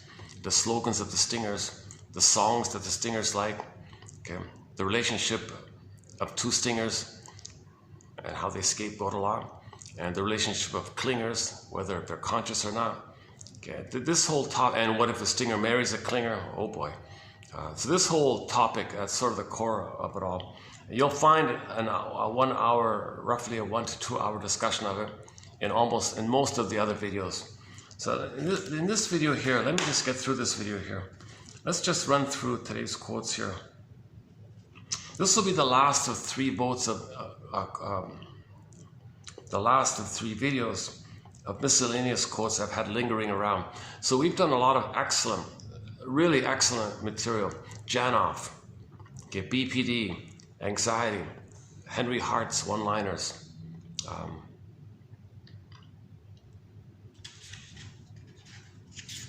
I'm missing one. Another good batch. We did some great material, and while I was doing all this great material, I've had some kind of lingering quotes to the side that were okay, and I bundled them up to create 3 videos. So this is the 3rd of 3 of sort of miscellaneous quotes.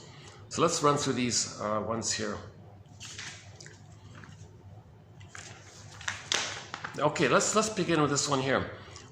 I think I only have 1 quote from Freud's daughter, Anna Freud, just a short one about the importance of having a position in your mind where you see, okay, id, ego, superego. You want to have like a so-called equidistant, neutral, objective understanding of your unmet needs, your feelings, your pain, your trauma. That's the id.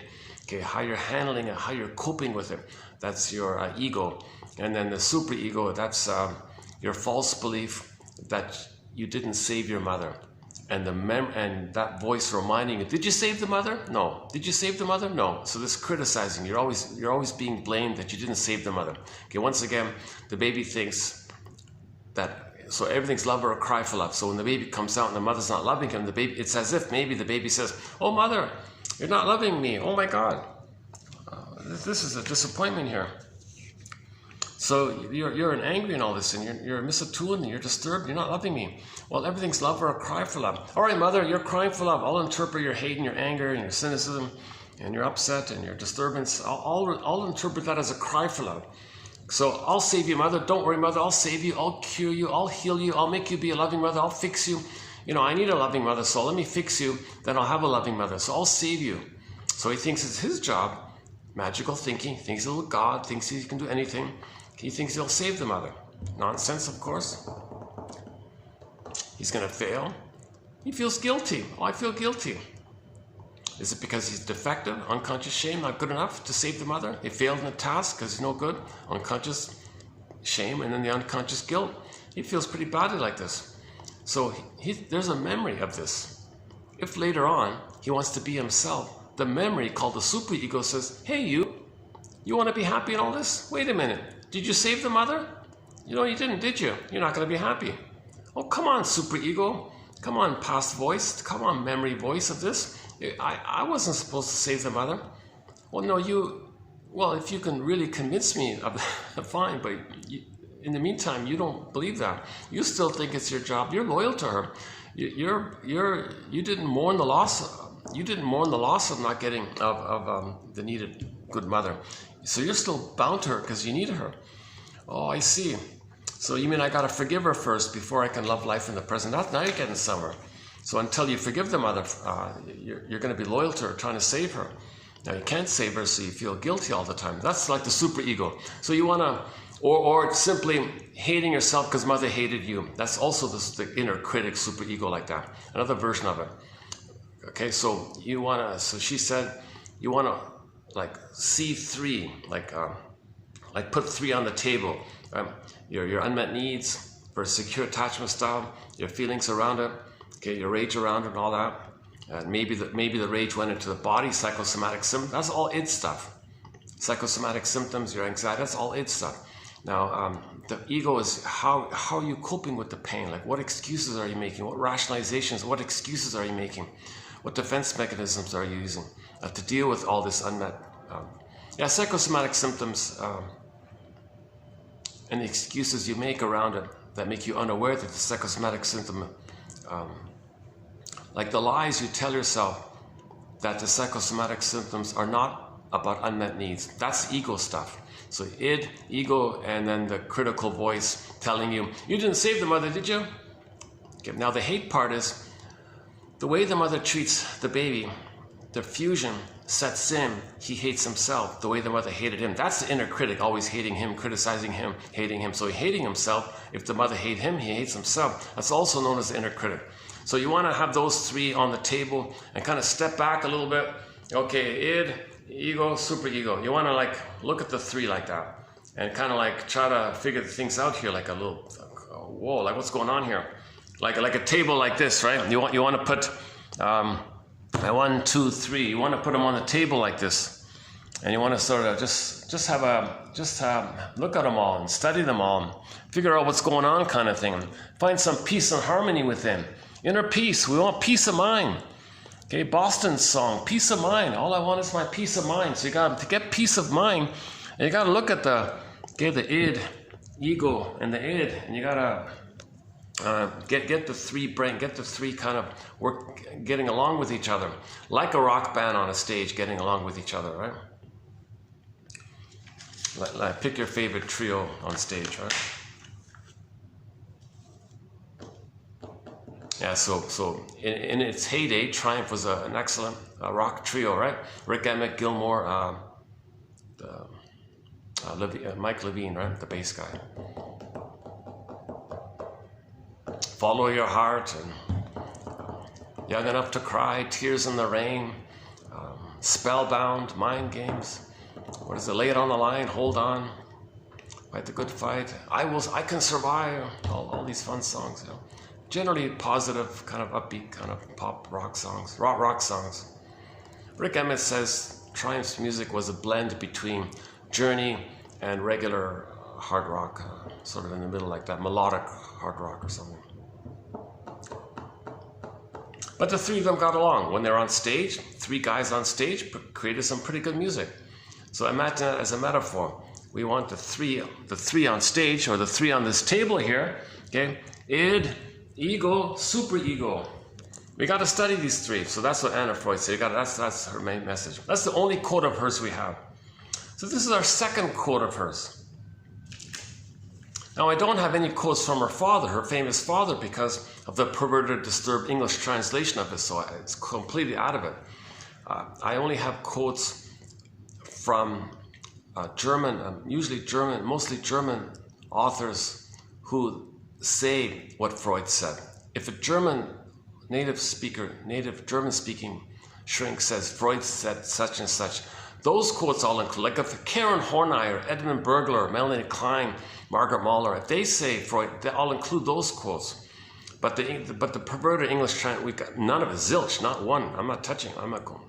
If anyone quotes Freud and they're not a German, I blot it out. Forget it. It's all messed up. So I don't even include it. So now the daughter came later on, right? So I didn't look into it. I don't know if she wrote this directly in English or if some other person translated it. But anyways, I came across it by chance. Okay, let's include this one here. So she's talking about transference. Transference. So again, transfer. You're living in the present. Do you see the present? Do you live the present? Do you accept the present? Or do you transfer the problem with the mother in the past, the experience of the mother in the past, transfer all that stuff to the present, and then act it out? Like actors. That's transference, acting out. You transfer the past to the present. So the present is just like a new edition, new version, new replay, drama, psychodrama, melodrama of the past. You transfer the past to the present because you're still dealing in that place of timelessness. That brain, that trauma in that survival brain doesn't know time. It doesn't know time. So all time is that time. So if you're in the present, that brain says, well, let's take it there. It's still there. Like it's, whoop, like it's instantly poof, it's there. Because all time is now, right? Okay. By transference, okay, so this is our second quote from Miss Anna Freud here. Okay, by transference, we mean all those impulses experienced by the client in his relation with the analyst, which are not newly created by the objective analytic situation, but have their source in early, indeed the very earliest, okay, that's the breastfeeding time, right? Object relations, and are now merely revived under the influence of the repetition compulsion. So the repetition compulsion is this never-ending fiery ardor, this passion. The source point is when the baby comes out of the uterus, all of his passion, all of his urgency, all of his yearning and craving and longing, all of his drive, his life force is to find the nipple, is to find the breast milk, to latch on, suckle, and establish a nerve line between the mucosal nerves in the child to the nerves in the mother, nipple, breast, mother, and there's a line there. He's got to have that line like that. All of his drive is to securely attach, latch on with the mother and have that connection there. That's like all of his energies for that. Okay, this Fairbairn's famous line is, life force is object seeking. All the child's life force is to connect with the mother. So this is fail, do it again. Fail, do it again. So repetition compulsion, you're still in that timeless place. If fail, you still got to have it. Fail, still got to have it, but there's no time. So you're always compulsive like that. Right? It's this never-ending compulsion like that. So if you're in the present, this compulsion puts the transit to the present. Because these impulses are repetitions and not new creations, they are of incomparable value as a means of information about the client's past emotional experiences. Okay, so there's information here. This is huge information. So there's a quote about a lady who was thinking about having a baby, and she said, hold the phone, darling. So she went to the shrink guy and hold the phone. Never use it in that context. See, this lady didn't want to traumatize her baby, so she said, let's wait a minute. She went to the shrink guy, and the shrink said to her, oh yes, you're letting me know what a kind of childhood you had. She said, what do you mean? You're letting me know what kind of mother you had and how it felt being with her. Go on. You're putting me in the role of you. You're acting like her, and I feel a kind of tug and a pull to maybe feel what you felt with her. Click, click, click. She got it. She understood it. She wept. She understood that she didn't get properly loved, that she was repeating that, she was imitating her because she didn't get loved, and that was hurtful like this. So she realized she didn't get the greatest hurt of all. Mother failed me. Okay, she realized she had a betrayal trauma. She realized she didn't get she wasn't mothered. She wasn't properly loved. She wasn't mothered. Mother was immature, etc. So she didn't get the love that she needed. She realized it all. She said, oh my God, and I'm repeating because I'm recreating this thing with her, and that's what I'm doing. I'm restaging, thinking I'm gonna magically, mother's gonna change her ways, and like there'll be a time machine and I'll get mother's love. Oh my God. The death of unreal hope is the birth of new life, says Jana. So she got the story, she got the narrative medicine for the love of narrative medicine. So she got the narrative medicine, the interpretation, the recognition of the repetition compulsion. Okay. So, and then when she had a baby, okay, she didn't need to repeat. She could love the baby because she could see the baby as her baby and not as her mother back then.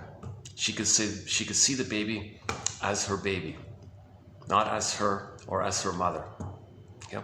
So on this point, check out Gib Rand's poem called On Children.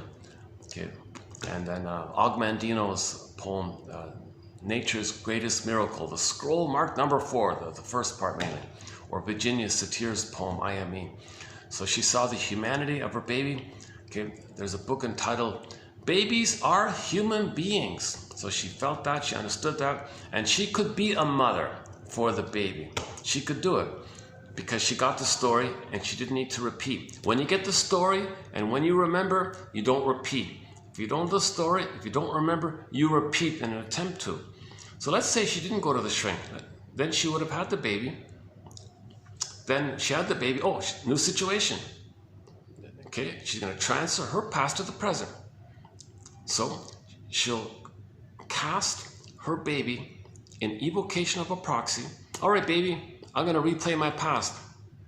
You're going to be me as a baby crying for love. I'm going to be my mother who says no to me. And you're playing me, so I'm saying no to you.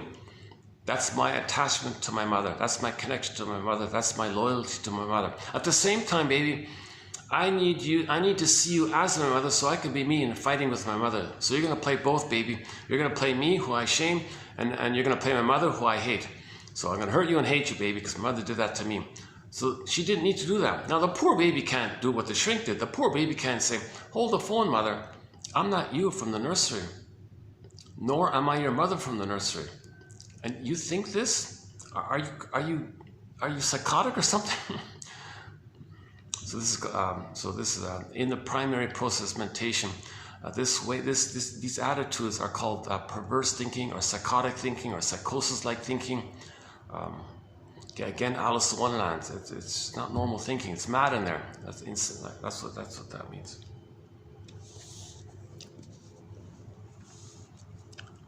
So it's a valuable source of information. When we recreate the past and the present, we're seeing what happened in the past. That's a valuable source of information. The client finds himself disturbed in his relation to the therapist by passionate emotions, love, hate, jealousy, anxiety, etc., which do not seem to be justified by the facts of the actual situation. The present isn't the past, but you're acting like you're in the past. You got these strong, intense emotions from the past relating it to the person in the present. The person isn't the past. Okay, that's transference. The client himself resists these strong emotions. He'll try to resist it, maybe. He knows it's, on some level, he knows the present isn't the past, but he feels them anyways. So, but when you insist on the fundamental rule of therapy called free association, say what comes to mind, just say what comes to mind, what's on your mind, speak freely. Often it is only by insisting on the fundamental rule of analysis called free association that we succeed in finding a passage for them to conscious expression. So we want them to reveal it all. We want the person to know their rage and shame and anger at the mother. So they're going to put it onto the therapist. The negative things you're saying about the person in the present, that's for you to know how you felt as a baby with your mother. You see, you recreated it to know what happened in the past. A good example for this is as follows. The baby's relating to the mother, right? He's laying down neural pathways, but it's frozen, unfinished business, stuck. Baby's waiting for mother to be loving, so it's kind of frozen, suspended, flash frozen, timeless, like that. Okay, it's there.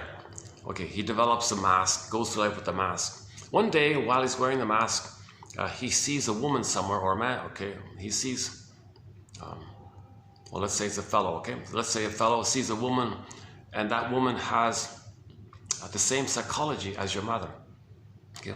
So, seeing that person who reminds you of your mother is going to trigger up that wiring networking that you established with the mother.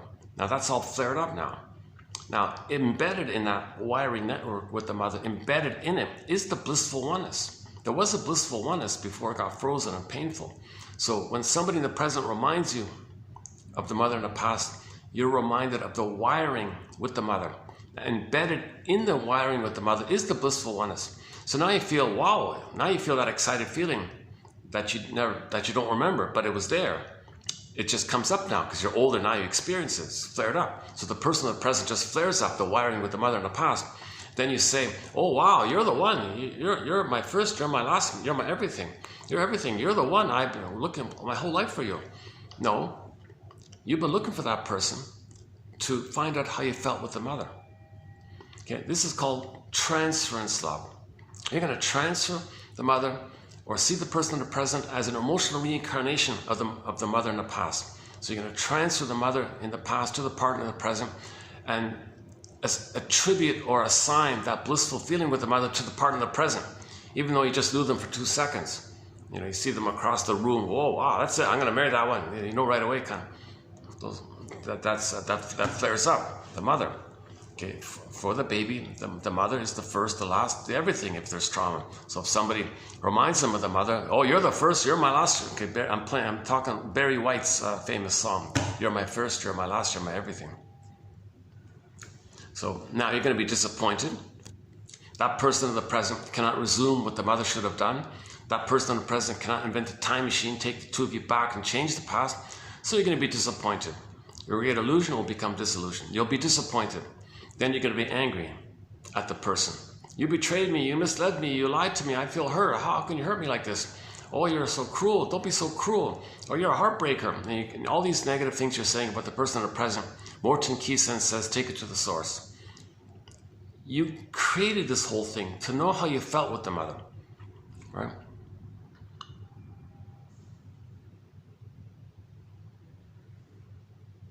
And this helps to fill up the amnesic gap in the person's past. So we're trying to get memory. This amnesia is now you're getting memory. Now you're getting story. The thing you're saying, you're a heartbreaker, you're a storyteller, you lied to me, you deceived me, you're a user, you cheated. That's what the mother did to you. Those things you're saying about her in the present, that's what your mother did to you because she's the same as your mother. Yeah? That's why you attracted her, to find out how you felt with the mother. That's why you chose her unconsciously. Oh, poor, a cab just drove in front of me. Looks like he had some, he's got some scratches on his car.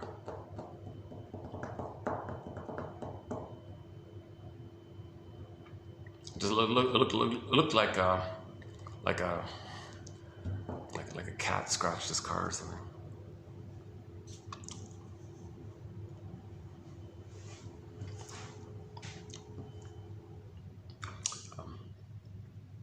Not a bad little room, eh? It's a nice little room. Too bad I couldn't use this. It's usually being used or it's booked or being used or something. Today's a funny day. What is that? I know yesterday was a holiday. Maybe this is like a continuation of yesterday's holiday, right? And they predicted thunderstorms today. There was like a little short bit of rain in the morning, a little bit. Maybe they thought, oh, is there gonna be a big rain today? Maybe everybody stayed in because of that.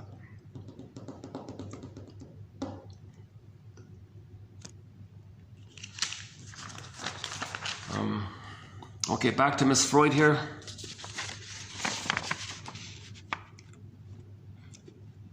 Interpretation of the transference falls into 2 groups. Okay, that of id elements or id contents, that's your unconscious, and that of ego activities. Okay, so the ego and the id. The ego and the id. All of your life force and energy that's stuck in the past, dwelling in the past, all that energy is called the id. Okay? Everything related to your trauma in the past and still dwelling in the past, lingering there, everything about that past and all the energy devoted, cathected, invested in, still struggling. There's a lot of energy like that. Hence the iceberg metaphor. It motivates us, unconscious motive. We're driven by it. It's a puppet master almost, the id, right? And the ego is what your mind kind of does to cope with all this stuff. Your defense mechanisms. Okay, for example, you want to do something good for yourself. That brings up id stuff. That brings up old pain and feelings, you know, of mother abandoning you. Because the first time you were authentic, mother rejected you. So the baby was authentic when his mother, I have needs for love. No. Well, his authenticity was rejected. So later on, when you want to be authentic, that's called self-activation. You're going to be remembered that pain with the mother. That's called abandonment depression by Masterson. Now, in the original case scenario, when the baby cried for love, okay, and mother hurt the baby, at some point, something must have occurred to quell the baby's pain. So maybe the mother finally came in. Oh, here, I'm going to put some honey in the rubber nipple. Here, take the sugar, and that should make you to stop crying. What a trick! Okay, the concentrated sugar tricks the baby's mammalian part of the brain into perceiving that the baby's safe by the food. So you're getting safety by the surplus food. So safety means serotonin. It's not the serotonin of the safety with the mother. The mother's supposed to give the baby the serotonin release. So the mother's not doing it. So the mother does, oh, here's a trick. This trick will give you serotonin. Okay, so that's the defense. Okay, self-activation triggers abandonment depression, which leads to defense. The person can become an emotional eater, smoker, drinker because of that basic thing. Huh?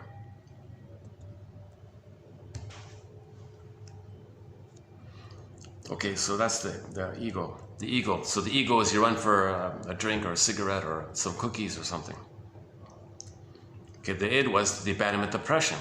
So self-activation, okay, wanting to do something authentic, that's sort of like your ego. That's your healthy ego.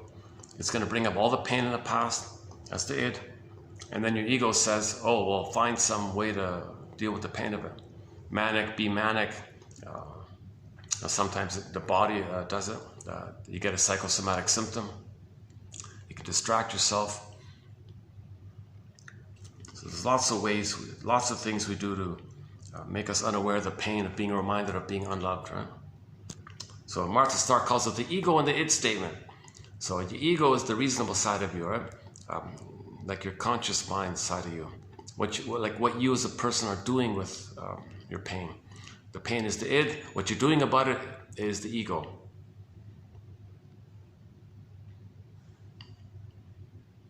And Martha Stark has a thing called empathy statements. One of them is called the ego and the id statement.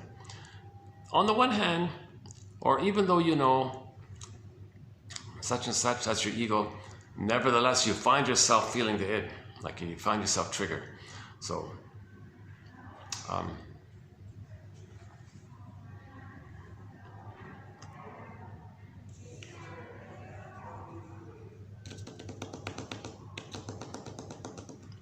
just trying to think of an example here. So,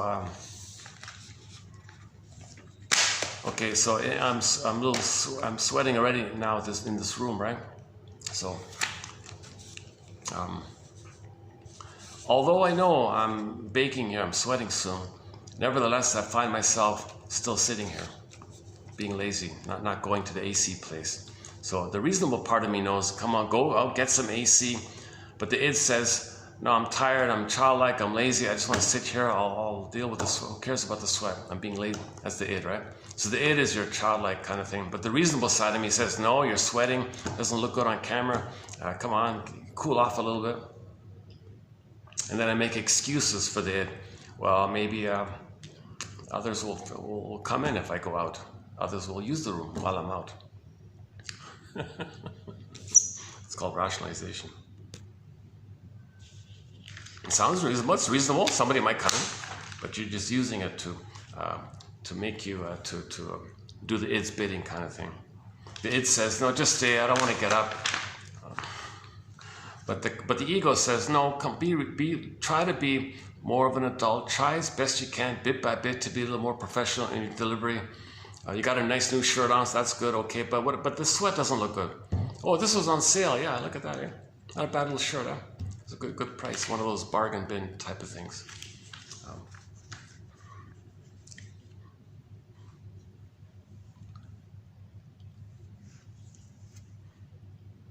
Okay, so yeah, let's cool off a bit. Maybe I'll bring this. Let's continue this outside then. Let's cool off here.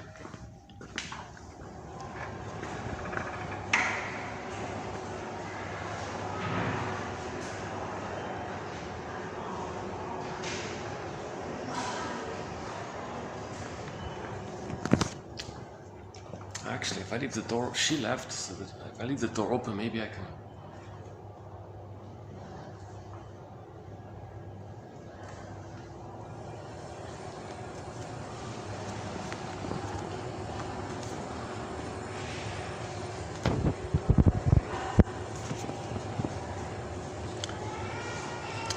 Okay, so that's the one by Freud here. All right, let's do the next quote here. McAlpine argues that transference is induced in clients by the infantile situation in which the analysis, by its very nature, places them. So it's very triggering. The original.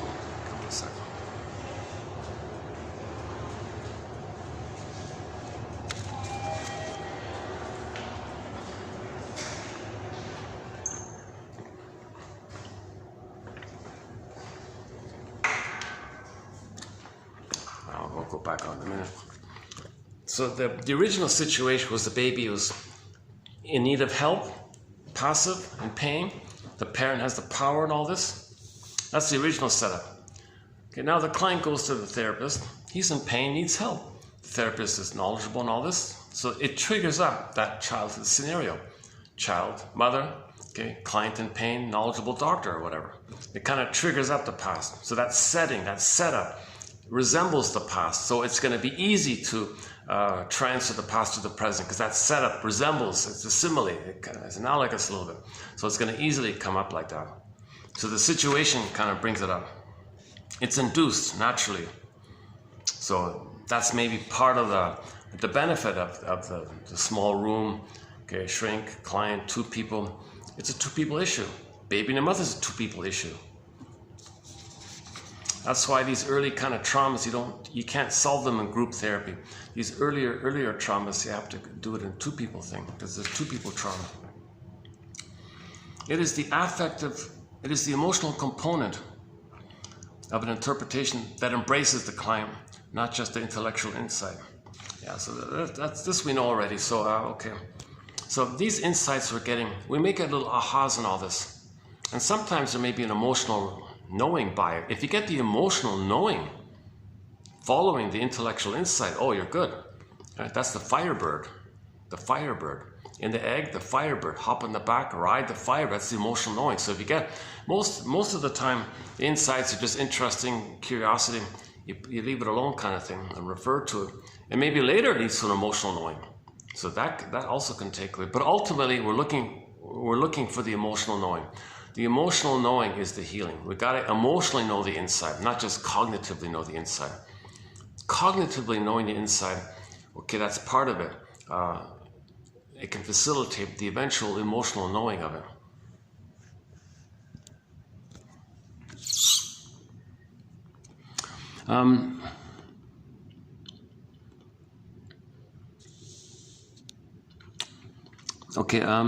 Transference is a universal phenomenon of the human mind and dominates the whole of each person's relations to his environment. Transference exists in all relationships, okay, marriage, classroom, business, friendship, etc. Because of our unique histories, each of us brings with us to every new situation our old wishes, fears, anxiety, hopes, pressures, defenses, and many more subjective factors. These have evolved from previous relationships and may or not be appropriate in the new situation. Inasmuch as these universal phenomena are largely unconscious, we cannot will them away or consciously modify them. They influence our perceptions of the people we meet. Very often, therefore, the reasons we give for responding to people with love, hate, or ambivalence are rationalizations. So here's the issue, right? How do you parse out? You're relating to somebody in the present, or something going on in the present, and what's realistic, what's appropriate for the present situation. How do you parse out your natural, reasonable, present-day situation and from what you're going to project from the past into it? So, like, if something's benign, right? Like if the guard kicks me out of here, he's doing his job, I get it. It's a little discretionary. Some places they let me use the space. Sometimes they say no, sir. That's fine, I get it, I'm okay, right? But if I feel a little angry or something, okay, whoa, then that means I transfer the rejecting parent onto the guard or something. That's inappropriate, right? So how do you parse out your benign feelings of something benign in the present versus you transferring the rejecting parent onto the rejecting guard, let's say. And now I'm reacting to the guard benign thing as if he's my mother who hurt me back in the past. And my emotions of my anger towards my mother, I'm going to say, oh, I'm angry at you for kicking me out here or something like that. So that latter part is the transference. Yeah. Now people who are generally cynical and sarcastic all the time, they see everything and everybody as the abusive mother, and they're fighting and they hate the mother. So they hate everything because they hate the mother. So we talked about that Portney's complaint a little bit yesterday. If you go to 28:18, the last two quotes were sort of about a guy who was very cynical and hostile and all this. So he had a complaint about his mother. He saw the whole world as the mother, everybody, everything, every place, everybody as his mother, and he complained towards the mother, or sometimes he'd be the mother and complain towards the world as if the world were him as a child, and he's the mother who complained against him. So he's complaining in flip-flop form. He's complaining either way. So he was constantly complaining, either as the complaining mother or as himself against the mother whom he transfers onto the world. So transference is you're reacting to the mother in the past, but you forgot it. And you transfer the past situation into the present. And it's not appropriate because the present is usually pretty benign. It's benign stuff, 99.9. It's benign stuff, right?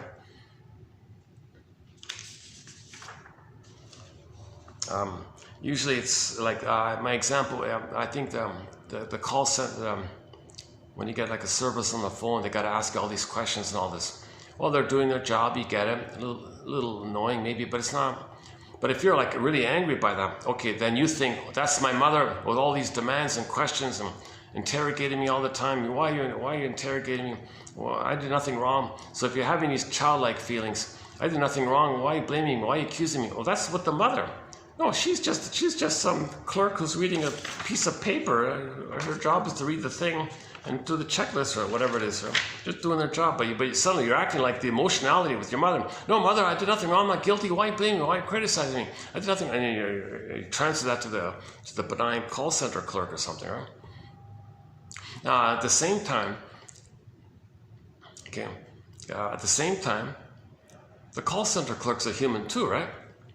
So the person calling her, the call center person might say, oh, somebody's calling me. Somebody wants something from me. My mother wanted something from me. Oh, you want something from me? You want service? My mother wanted something from me. Now, the call center person might be angry at the caller. Now, she can't do it overtly and all this, so she'll do it sneakily. She'll do it covertly. She'll be passive-aggressive. I'm not going to cooperate with you. I'm going to pretend I didn't hear you. What did you say, sir? I didn't hear you. Could you repeat that, please? Like she's being angry. Makes you annoyed because she's angry at you, so she she does passive, covert little things to express her anger quietly, to make you annoyed because she's angry. So she wants to externalize and get you to be a proxy of her anger. So she wants you to express her anger. Oh, you're so angry, and now she blames you for that. So the call center person can also be in that mode as well, right? So this is the issue. To be aware of transference, to be aware of how we're distorting the present in terms of the past, right?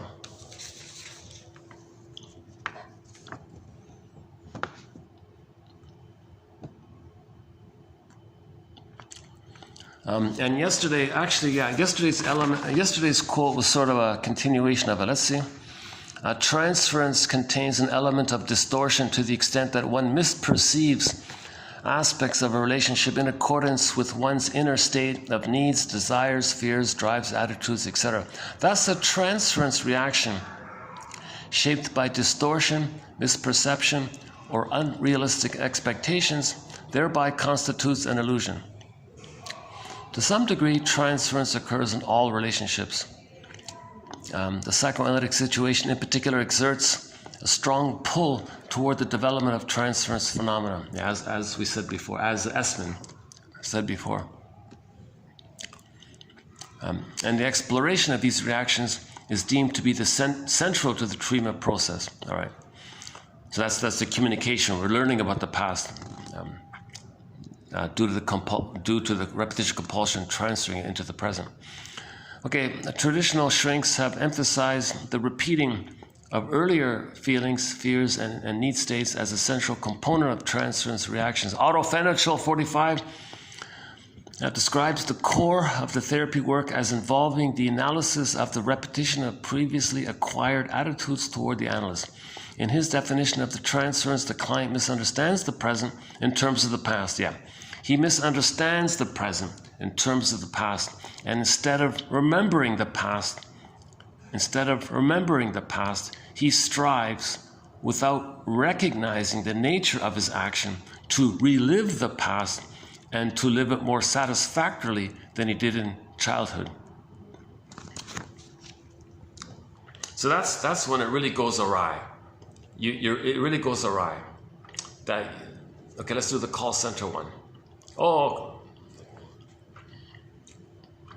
Let's pretend to be the call center agent. Someone calls her. Oh, you're the mother who wants something from you, do you? I'm gonna make it difficult for you. I'm not gonna cooperate from you. I'm angry at you. My mother wants something from me. Is she gonna change her past with her mother? Is that gonna work? They're not making sense. But she hopes to get a better outcome with the mother. She hopes the mother will be nicer to her because she's angry at the mother. Oh, she hopes the baby's angry at me. Let me be nicer to her. You think the caller is gonna be the mother for the past? The client revives and re-experiences the same feelings toward the analyst as he did toward a significant past figure.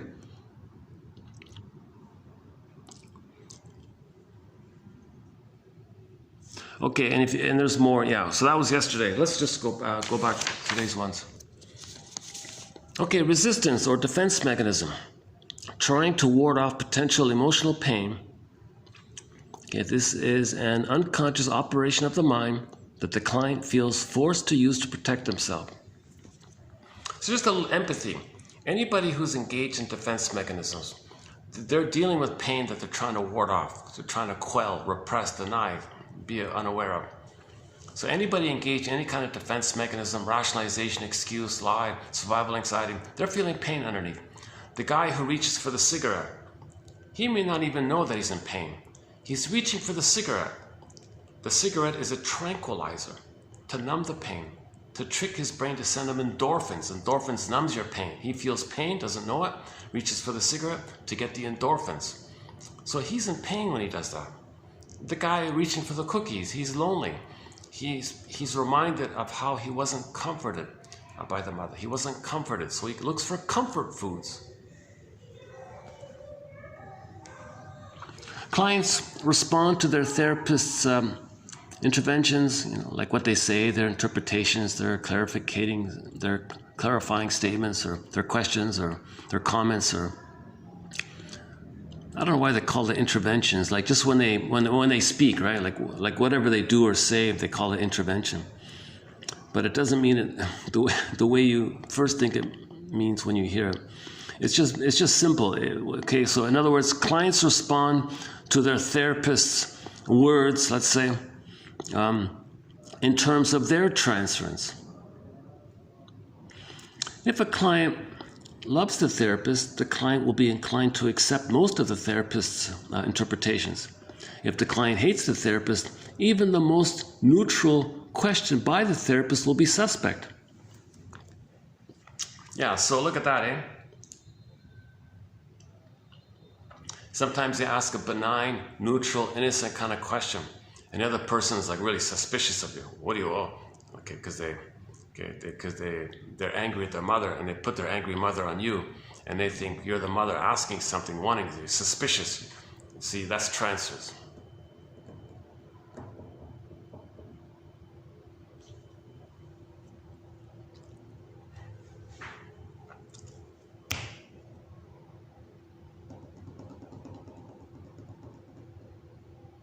If you're aware of your transference, it's a big help, right? It's a big help. You can parse out present and past. You can separate present and past. You don't just see everything's only the past all the time.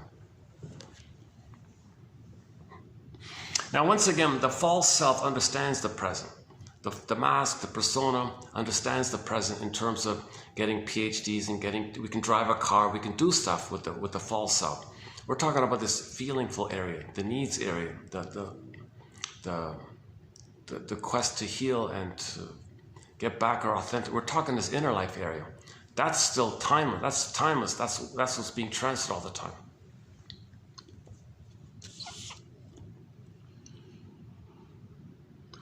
To help clients see, so what we do is help clients try to see how and why they experience people the way they do.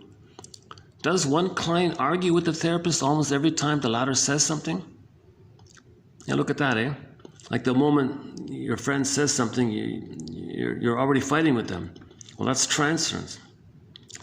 Why does another client act like a compliant child and accept almost everything the therapist says? Yeah, so if the pattern is he's compliant, obeys, okay, well he's still like he's transferring the fearful parent onto the therapist. He's got to be compliant and obey. He's afraid of his parent. He was keeping, or the other one is a compensating fantasy. The person didn't get mother's love, so they over-flatter and over-idealize the other person as a compensating fantasy. Can you be the needed compensation for what I didn't get in the past? I'm going to see you as amazing. You're so spectacular. That's the compliment. That was yesterday's one. That's it. Yeah, yesterday's one. The client revives and experiences. Oh yeah, okay, sorry. Transference wish. Transference wish, on the other hand, involves the fantasy that the analyst will fulfill certain needs that were unmet in the past. It contains a yearning for a second chance to get those needs met. For example, that the analyst will be there for me as an all-loving, unconditional presence in a way that my parent wasn't or couldn't be.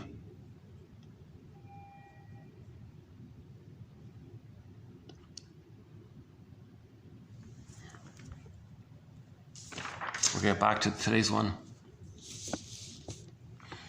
He was keeping himself as a child in his interpersonal relationships, making others much bigger, and then running away. Yeah, what about the wish and the fear, right? You see others as the possible parent. Wait a minute, you're the dangerous parent. You run away, right? So there's the dual fears that the parent is engulfing or abandoning. So some people have the constant either fear on the table. The other person is too demanding. The other person is too cold and rejecting. So if they're too rejecting, I'll be nicer. No, they're too abandoning. I'm too close. Got to step back. No, I'm too far. I'm too lonely. Got to step closer. No, it's too close. No, it's too far. And you're always doing this shuffling. Masterson calls it the schizoid dilemma in his books. Ralph Klein, one of his students, talks about it a fair bit. When children have not been sufficiently helped to separate and individuate, they continue to seek out symbiotic attachments. As adults, they insist on being informed about every detail of their partner's daily life. Eventually, either one partner feels overwhelmed by the constant demands made, and or the other, insisting on 24-a-day togetherness, feels so rejected that the relationship deteriorates. Okay, so these kind of things where symbiosis wasn't met. If they get into a relationship, they're like symbiotic. Where are you? How come you didn't call me? Like, what are you doing now? Like they want these constant little reports or something to maintain that illusion that they're glued at the hip is symbiotic, right?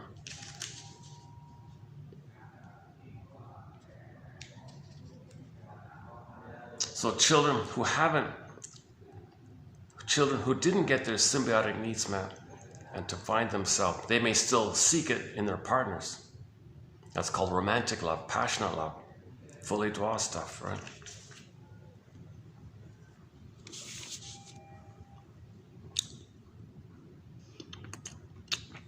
Okay, paging Dr. Bowlby. Okay, attachment theory. Okay, so one attachment style is referred to as anxious attachment. So the secure attachment is what the baby wants, a secure attachment. 5 parts. No trauma in the uterus, no birth trauma. Blissful oneness, first 4 to 5 months. The world is my oyster from 4 to 5 months to 18 months. And then now Voyager seek thou forth from 18 months to 36 months. Each of those 5 just mentioned can take an hour to cover, but that's called the insecure attachment style. And depending on where the trauma takes place, in which of those 5 phases, it can lead to a personality pattern. If it's before 18 months, one of the stingers, or post 18 months, one of the clingers. But so if he doesn't get a secure attachment style, he gets an insecure attachment style, to say the least. And under the umbrella of the insecure attachment style, you got anxious, avoidant, reactive, unformulated, disorganized, disassociative, all these various kinds. So one of the insecure attachment styles is called anxious. Anxious attachment refers to a tendency to behave in a way that reflects anxiety over the availability and or responsiveness of attachment figures. The individual who suffers from anxious attachment lacks confidence that key figures will be accessible if called upon. Thus, he or she is always prone to separation anxiety.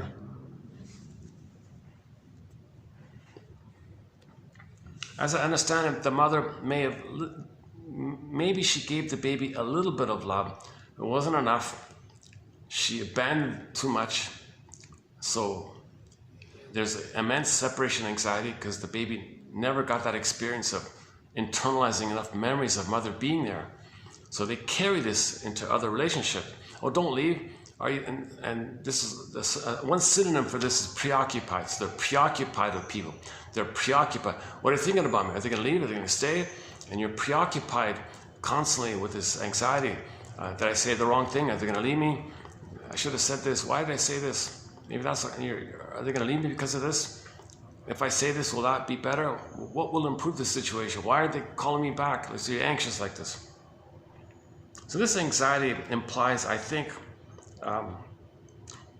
that there's still some kind of little hope like that, but there's immense anxiety, so it's childlike. Now, some people have what's called the avoidant, like detached, like they don't even bother anymore. They're just kind of so-called deactivate their attachment needs, so it's kind of shut off like that. So they don't have the drama of worrying about it. They just write everybody off anyways. Like they just kind of like have a kind of cold attitude. We can't trust anybody anyway, so forget it. But the anxious ones, no, there's possible. Just I got to figure out a way to be nice, to save them and be nice to them. It's always my fault, and I'm wrong, they're right. What did I do wrong? That's anxious stuff. The client synthesizes the insights by working out an adequate way of coping with life so that work and love are more fully enjoyed.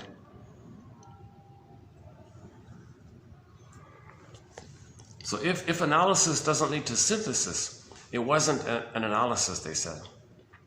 So the idea is to synthesize so you can get back your feelings and all this. Okay, I'm sweating in here again. Yeah? Actually, we just have one left here. Karen, one of our mentors, Karen Horney.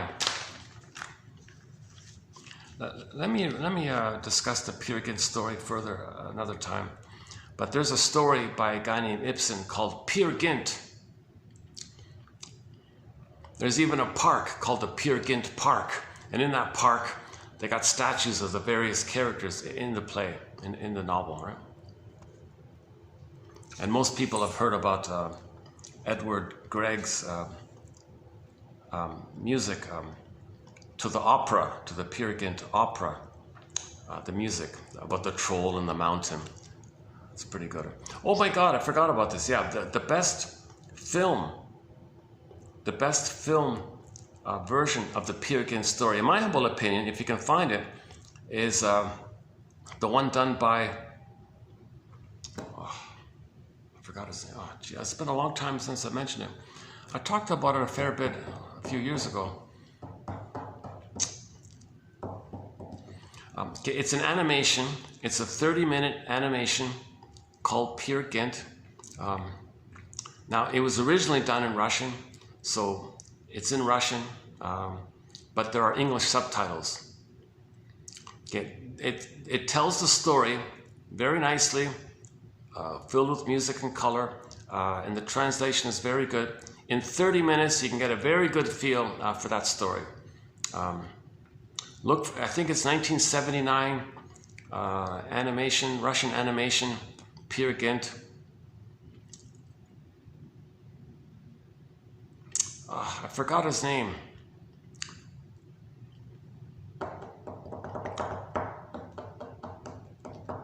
Sorry, but I forgot his name. I'm pretty sure it's 79. Okay, Russian animation, Peer Gynt, 79, 30 minutes long. It was on YouTube. They took it down. It was up again and pulled down again. I don't know what's going on. It's the best introduction. It's the best film display of the story.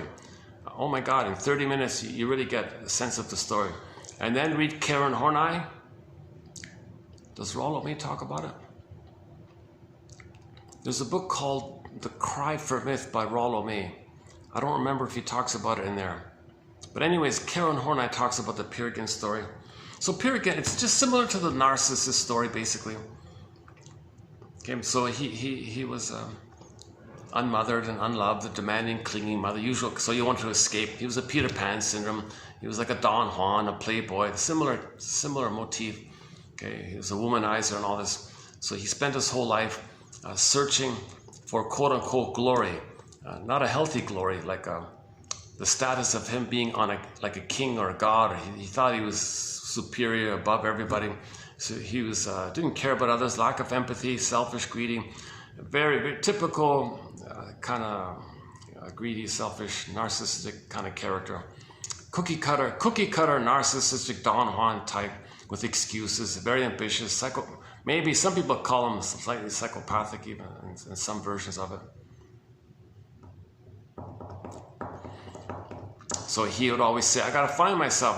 I can't trust and relate. I can't pause for love, and I can't pause for feelings. I gotta be the king of something. I gotta own something. I got status. I gotta find. I got a status. So he was always searching for prestige and status and fame and power. He didn't care about feeling and love or affection or empathy. He didn't care about any of that stuff. So when he was traumatized himself, he claims that once upon a time memory that in the uterus he was on the throne like a little king, and he's always searching for that. That's what Karen Horney means by the search for glory. As long as you live in a self-sufficient dream world, like Peer Gynt, Ibsen says, you cannot be true to yourself. Between the two, there is no bridge. Okay, between your true self and your dream self or whatever. And if you are not true to yourself, but live in an egocentric life of imagined grandeur, then you will play ducks and drakes with your values too. Your scale of values will be just as topsy-turvy as is that of the trolls. Yeah, so he was basically like a troll, right? Peer Gynt was basically like a troll. And at one point he was on the verge of becoming the troll king. Like he was a troll and all this, basically. So people with narcissism are sometimes informally referred to as like those trolls, right? They lie, they steal. Their slogans are take, steal, lie, cheat, all that stuff, right? So he was willing to become the troll king at one point. And he sort of hit rock bottom at that point. Then that's when he had to escape from Troll Mountain. That's the dramatic music that Edward Grieg provides. The famous song is that scene when he was trying to escape finally. Because to be the troll king, he really saw how ugly his soul was when he had to marry the troll king's daughter. But that's a metaphor for inner, like that's his soul like this. He really got a glimpse of how he hit rock bottom at that point. So then he tried to escape. Did he learn his lesson? We don't know. Okay, we don't know yet. So he went further like that. I think at that point he didn't learn his lesson, so he kept on trying. Still didn't learn his lesson. Kept on trying. This went on and on. Finally, he's an old man. Okay, and he says, wait a minute. I think I get it now. There's something, I'm missing something here. Where's my soul? Now his soul was called Solvig, this invisible lady in the sky or something, floating around or something. Hey Solvig, my soul, where have you been all my life? My feelings, where have you been? And she said, are you kidding me? Are you kidding me? I've been here all the time. You just ignored it. You just ran away from it all the time. You've ignored me your whole life. Oh, I'm so sorry to myself. And then the movie ends. What's he going to do at this point? Did he really learn the lesson? We don't know. A question mark, right? That's a kind of Peer Gynt story. So the Peer Gynt story is a bit of an evolution from Narcissus. Because in the Narcissus story, he never cared about a soul. Echo became a statue, and there was never any dialogue between Narcissus and Echo. Nothing. Zilch. Echo was there. Echo was always there. Narcissus completely was oblivious to a soul. So Echo became a statue. He became the little white flower. In the Peer Gynt story, it's the same stuff. The evolution is, at least at the end of life, he questioned it. And he did speak to Solvig. Solvig, oh my God, where are you? At least he admitted, like he noticed it. So I think the idea was, then he would be, now we can begin. Now he would start to look for his soul. Now he would start to heal. Now he would begin the true journey of midlife. But he's an old man already. But better late than never. So he can still, even in his 80s, he can still look for his soul and accept his feelings and all this. But in the meantime, while he's being a troll, he'll play ducks and drakes with his values. His values will be as topsy-turvy as that of the trolls. And Karen Horney's point was, when in the story, Peer Gynt he stands on the mountain, I gotta be myself, I gotta be true to myself. Okay, he means the fake self. He means this illusionary delusion self that he's a little king, a little god like that. Like he was in the uterus where everything served him. So he was constantly trying to be a king of something. So he hit rock bottom when he was about to be the king of the trolls, like the king of the, the most valueless, shameful. All right. That's survival anxiety. That's survival anxiety. People don't care about values. That means they don't care about their feelings. So it's linked like that. He never cared about feelings. So he was a Don Juan and a playboy. He exploits people. He lies to people. He cheats to people. He robs from people. He's not robbing. He didn't rob to give to the poor. He just robs for himself. He did nothing like that. So he was the epitome of narcissism. He was sort of the epitome of narcissism. It's the Peer Gynt story. It's such a great story that there's a whole park. I think it's in Oslo, right? Ibsen was from Finland, is that right? Norway? No, yeah, Norway, yeah, sorry. Norway. Ibsen, the dramatist, the novelist, Ibsen, he was from Norway, right?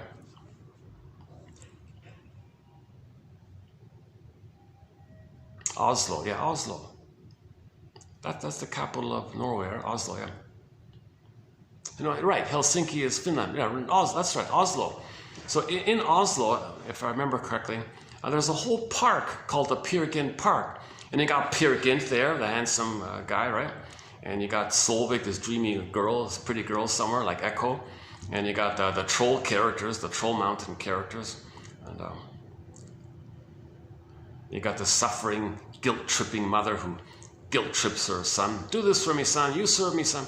I gotta get away from you, mother. You know.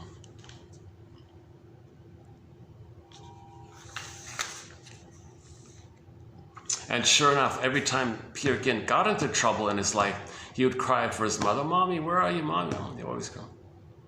So he was very tied to the mother. And there's no father in the story. There's no reference anywhere of Peer Gynt having a father. So so he's too stuck with the mother like that. Now, if the mother's loving, he can find fatherly energy outside. But if the mother's too demanding, some mothers, what they do, they have a son. All right, son, I like this blissful oneness. I like this, just the two of us feeling here. You don't be autonomous. You don't find your identity. You don't find your uniqueness. You stay in a blissful oneness with me. I kind of like this. And the child has thought, wait a minute, I have thoughts. I have a The Great Spirit gives everybody an authentic uniqueness. I have that. Oh no, you're with me or against me? No, mother, don't worry. I'll sacrifice myself to please you. Very good. She rewards the symbiotic regression and punishes or withdraws the child's autonomy. That keeps them bound in the trauma bond with the mother complex. There's no father around to help out. No father intervenes. No father tells the mother to stop her. He's stuck like that. So in a great panic, he's got to escape, right? So he's trying to escape. But physically escaping from the mother doesn't do it. It's in your mind, right? It's in your memories. So you can run around the world trying to leave your mother, but she follows you everywhere you go. The mother in the mind will follow you faithfully everywhere you go. So you can physically leave the mother, but you can't psychologically leave your mother. You know, if she'll follow you, she'll faithfully follow you wherever you go. So you travel the world, all this, right? It's a Bruce Springsteen song, Independence Day. Look on YouTube, Bruce Springsteen, Independence Day, Toronto, and listen to the introduction he gives to that song about emotional independence day from the mother. Like as a teenager, he wanted physical independence day from the abusive mother, abusive father, right? He got physical independence, but he wasn't emotionally independent. Then later in his 60s, he said, oh, I got emotional independence. So the introduction was about the difference between two. It begins with him saying, fathers and sons, fathers and sons, fathers and sons. That one there. Now, the guy who filmed it was way, way up in the rafters. Everything's dark, you don't see it, but the audio is clear enough. The song it's a good song afterwards as well. But listen to the intro, about a 3-minute introduction. That's the best introduction to a song I've ever heard. That right there. Bruce Springsteen, Toronto, Independence Day on YouTube. Hopefully it's still there. 2000 and something. 2000, I don't know, 2002, 2012, something like that. I forgot the year. It's the only one. It's the only one there.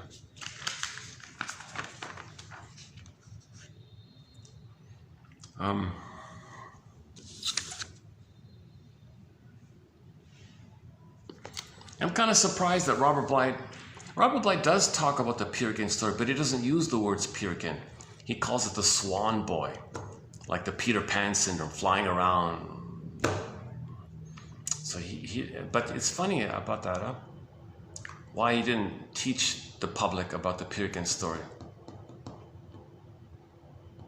Was it controlled? Was he told not to? Because it would associate you with that very excellent film by the Russian film director. Now, Peer Gynt in Russian, I forgot how you say it in Russian, but it's officially whatever Peer Gynt is in Russian. That's the name of the film. It's an animation. It's a classic, excellent, award-winning animation by one of the most famous directors and all this. It's a great little film. The quality that I saw was a little crackly a little bit, but it was still good enough. It was still good enough.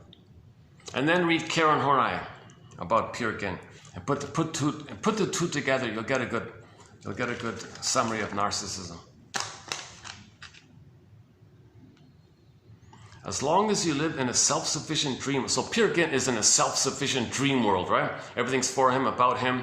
Remember the solipsism of the baby and the one with the mother, narcissist looks into the pool of water and sees a reflection of himself. It's self-sufficient. It's all me. Everything's for me. Everything's about me. Everything's for me. Self-sufficient dream world.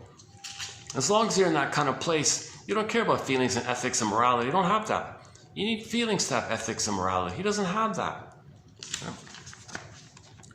And we saw at the beginning of the film the clinging, demanding, controlling mother like that. And you might think, oh, that's the way mothers are, but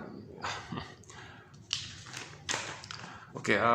As long as you live in a self-sufficient dream world like Peer Gynt, Ibsen says, you cannot be true to yourself. I mean, your authentic self. You cannot be true to your authentic self, she means. Between the two, okay, your authentic self and your self-sufficient dream world, there's no bridge. There's no bridge. That's the problem. There is no bridge. Like in Narcissus and Echo, there was no bridge, there was no communication. Now, only at the end of the Peer Gynt story was there finally a little link there, but in the meantime, there was no bridge, right? No link.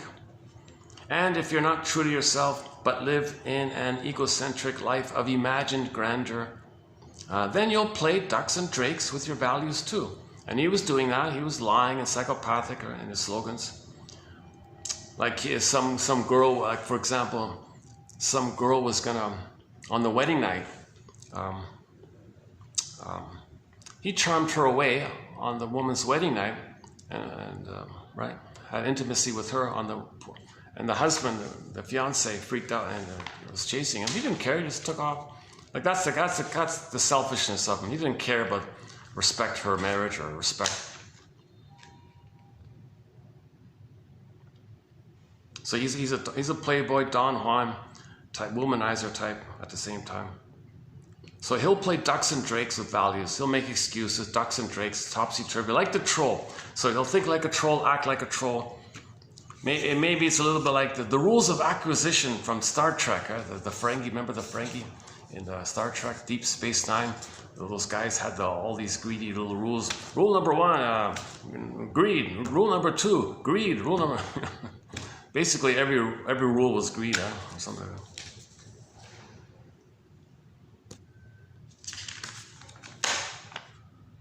How are we doing? How are we doing here? 2.5. Yeah, maybe I should. Let's see, the battery's holding up. 5:35. If I go outside, there's not much to show you outside, right? There's no rooftop views or anything. There's nothing in there's a little tiny mall near here where I pay my internet bill. That's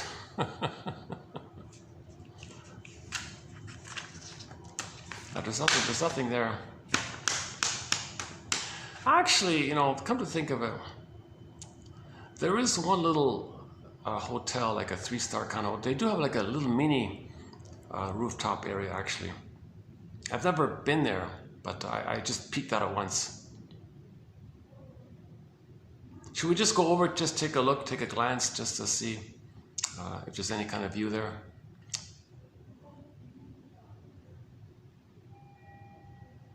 It's close to dinner time, right? It's quarter to 6. But the crowds won't be in yet, right? There's still enough light.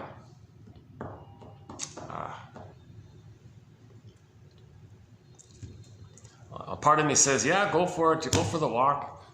Another part of me says, no, it's not that interesting. Part of me says, oh, but it's fun anyways. Part of me says, but you want to show the people something more interesting, not some ordinary city view or something. From I think it's only like 12 stories or something. There's not much to see there, right?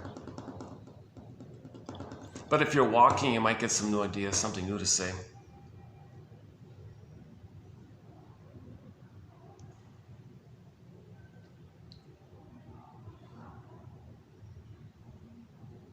Oh, okay. Let's just wrap this video up outside. I'll just go outside and close the video here. So let's do that at least. Hold on a sec. Let's put away the quotes here. Oh, or let's see. Maybe I can. That was today. These were yesterday. Yeah, the porny ones were yesterday. Okay, denial. The Anne Ornstein, that's a good one. The curative fantasy, okay. The if only fantasy. Oh yeah, similar to Don Juan and Peer Gynt is the Don Quixote, right?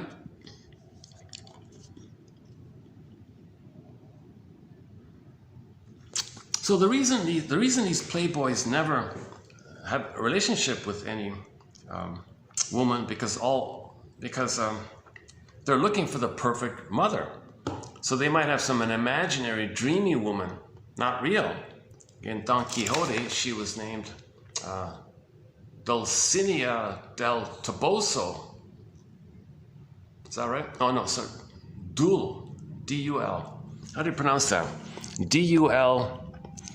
Dulcinea del Toboso. So in the novel. In the Spanish novel, Don Quixote, just a variation of the Don Juan story, he would have some dreamy woman of some perfect ideal woman. Now, it's not real. There's no woman like that. But he would dream of the perfect woman. That's like a symbolic of the mother. Oh, hi.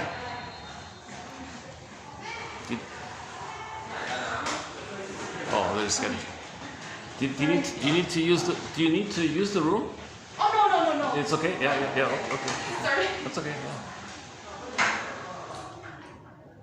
Oh, they just went in to get something. Oh, nice cool breeze when they open the door. Okay. So this dreamy, illusionary, perfect woman, he would have it on the back of the corner, and that's his attachment to the need for a perfect mother. But no actual woman is that. So he rejects every woman because no one is that impossible woman. So in every woman, he's looking for the perfect mother, represented by that Dulcinea Toboso. Dulcinea del Toboso.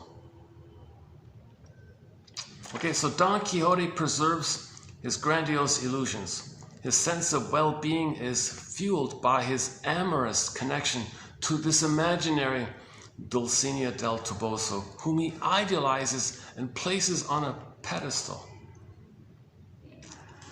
And with that fantasy, he thinks he'll be in paradise, in utopia. Okay, in Wizard of Oz, the song for this was Over the Rainbow. The ubiquitous wish for nirvana is captured in Somewhere Over the Rainbow. Don't we all share the common illusion of finding the perfect place where we will live in perfect bliss? The lyrics compel us to rise above the human condition, to land where dreams come true. So under stress, we may temporarily indulge in this fantasy. Wouldn't it be nice to go to this place where there's perfect, no problems, no psychological, no emotional problems, no neurosis, no dysfunction. You're loving perfectly, love and peace, happiness, serenity, peace, blissful, no time, you live forever, a sense of spaciousness, a sense of infinity, a sense of vastness. Wow, this kind of... So in the story Shangri-La, the story about Shangri-La, they went to this place and everybody's living forever, and they're happy and they're smiling. So in any novel or any story, they may refer to some imaginary kind of place, right? So Dorothy was feeling stressed out. So she said, oh gee, I wish I can go to this place. Somewhere over the rainbow, there'll be blue jays, and I'll be like a blue jay.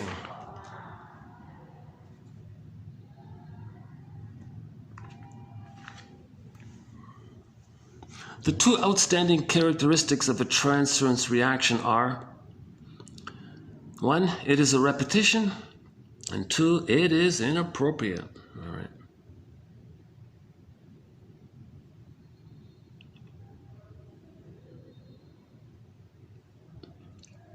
Okay, there's a few more quotes. One about the curative fantasy, recently covered the if-only fantasy.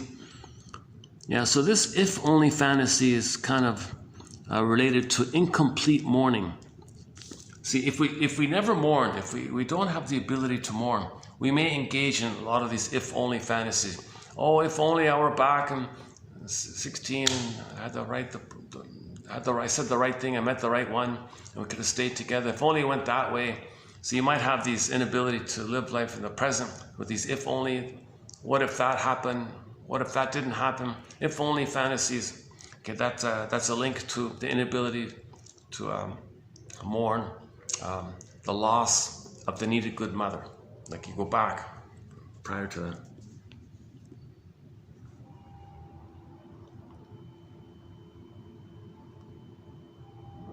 Yeah, so there is a blissfulness that accompanies the exquisite emotional attunement of the phase of symbiosis. Growing up entails a step-by-step moving away from the normal state of human symbiosis, that is, of oneness with the mother. The chief developmental need during the phase of symbiosis is the illusion of a satisfying sense of oneness between what in reality are two separate human beings. The expression of unresolved problems of the symbiotic phase is seen in individuals who are forever patterning their object relationships on the search for the good, need-satisfying breast mother, yet at the same time dreading the prospect of re-engulfment in symbiosis.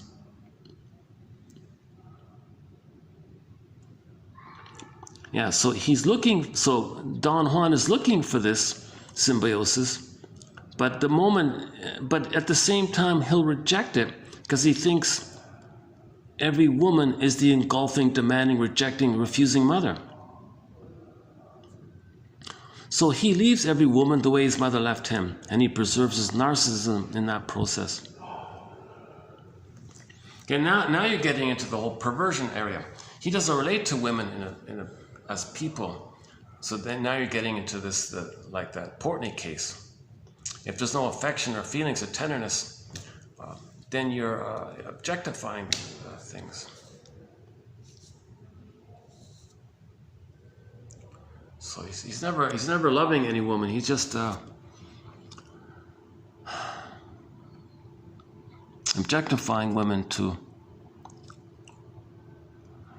Yeah, so we don't really have a thread on that whole kind of perversional kind of area, but it's out of my zone there, to tell you the truth.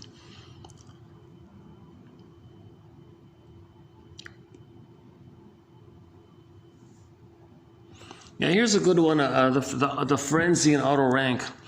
Remembering is treated as the actual aim of psychotherapeutic work. So that's the purpose of therapy, to remember. We want to remember, get the story. We get the story, it helps us to remember, make inferences, make interpretations. It helps us to finally remember. When we remember, we stop repeating. Whereas the desire to repeat instead of remembering, we may regard as a symptom of resistance. So if you don't remember and you don't want to remember, well, just repeat. If you just repeat it, then you're not remembering. So you may call it a defense against remembering. So repetition compulsion is a defense mechanism or a resistance against remembering. From the standpoint of the compulsion to repeat, it is, however, not only unavoidable that the client should, during the cure, repeat a large part of this process of development, but also, as experience has shown, it is a matter of just those portions which cannot really be experienced from memory, so that there is no other way open to the client than that of repeating, as well as no other means for the analyst to seize the essential unconscious material. So the only way the shrink's going to get the material of the story is when he repeats it. When he repeats it, he's communicating a story. Experimental recollection, amnesic memory.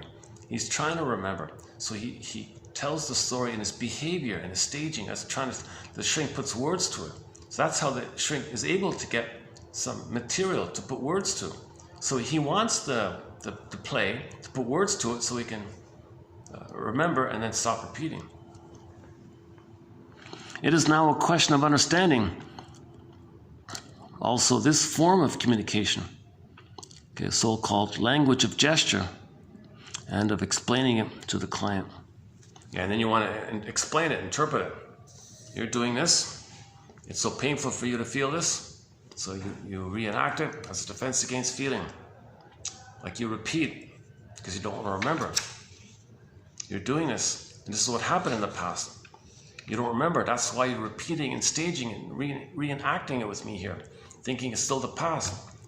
So that's how you're kind of getting the story. So when we due to the repetition compulsion, we're going to transfer. And after we transfer, the other person can get some clues. And together, and the two consciously, not just the shrink, the two consciously try to put the story together to a point where he goes, oh my God, I see. Emotional knowing.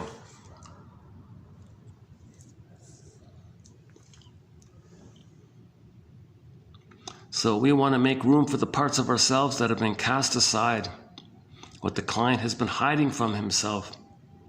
The client has come to see us because something is wrong in his life. As a consequence, it is essential we look in a clear-eyed way at the contribution of his difficulties or dissatisfactions, deriving from how he thinks, interprets experiences, and interacts with others. So part of the story is pointing out his contribution that he's repeating. That's his contribution. He's not remembering. He's not making the inference. He's not looking at why he's doing what he's doing. He's not looking at his contribution to his disappointments. So you point those kinds of things out. So obviously blaming others all the time is a defense against knowing your contribution to the issue, right? What is it? That clock says 5 to 6. What does it say here? 5:49. This one, okay. It's okay. 5:49. Let's see, 5:49. There's only about 10, 15, 20 minutes left of daylight anyways, right? I think the next video will be done back in the mall, right? That wasn't too bad at the mall, actually. For some strange reason, I didn't mind it at the mall. If it does cool up, if there is more rain and it's a little cooler, I'll try to do it in a park. And I'll always go to the Swan place. That's sort of like almost like a home base, the Swan place. The other hotel I do on occasion. So let's see, I got 1, 2, 3, 4. I got 5 venues at the moment. Five sort of venues, maybe 5.5 venues. So I'm bouncing around between these 5 or 6 venues. These videos have been done on 3 continents now.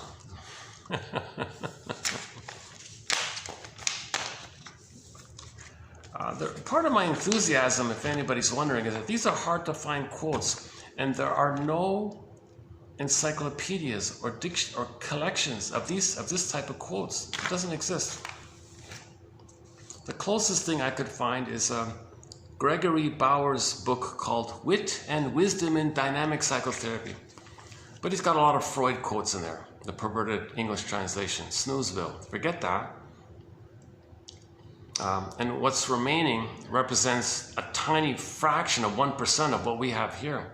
So he's got like a couple of hundred maybe. We got 10,000 here, Plus, I've already plucked out the best of his sample quotes and put it in our collection, the few that he's got there. So there's nothing like it out there. This is an encyclopedia of insights from the psychoanalytic tradition. It's humanistic. It's for the love of narrative medicine, philosophical medicine, story medicine, stories as medicine.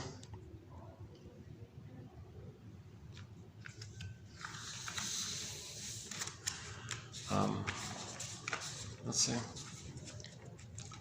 Either I shut the video down here, or go out for a walk a little bit.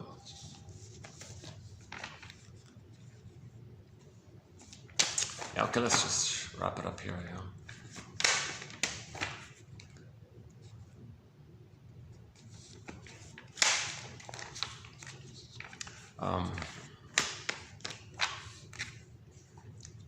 A good song to play at this moment would be our theme song, Katja Epstein's German cover of the song Windmills of the Mind. That's our theme song. It begins with the bass tubas, the bass tubas, and clear singing. She's a great singer. My favorite English rendition of the song is the one done by Barbara Lewis. I can never play it because of the copyright thing. A distant third, like a really a distant third, would be Jose Feliciano's version. But that's about it. That's a very hard song to sing. I looked around, hundreds of people have tried to sing it.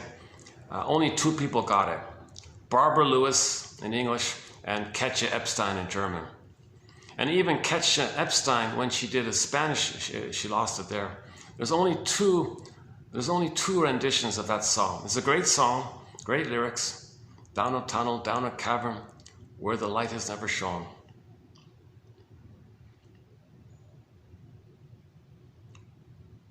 Windmills of the mind. So, defense mechanisms, memories, repetition compulsion, Sisyphus, and so on. Identification with the aggressor. Okay, primary process mentation. Windmills of the mind. And the more trauma there is, the more windmills there are going to be, probably, right? Maybe. Is that fair to say? Oh no, it'll be different. Yeah, it'll just be different. Yeah. And second thought, maybe let's just go for a brief walk outside. Let's close it up outside. I feel like I'm not speaking too clearly today in this video.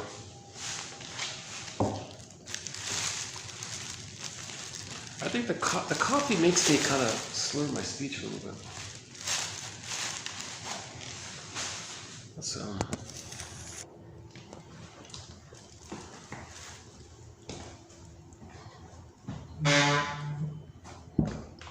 all right. Well, thank you, hotel and staff. Nice little room here.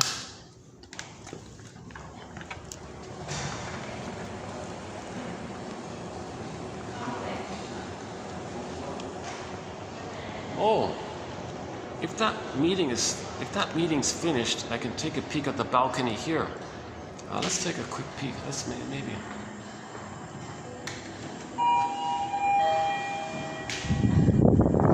They have a little balcony on the 6th floor, I think. Is that right?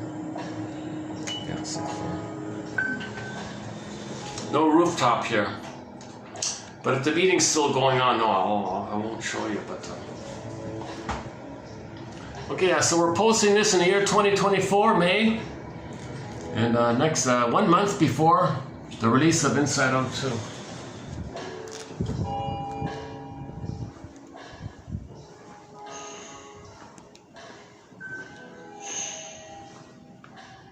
Well, maybe. I think it's over. Yeah, it's over.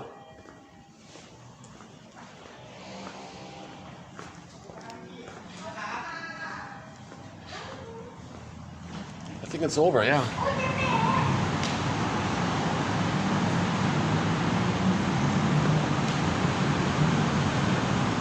Not too much of a view from here, right?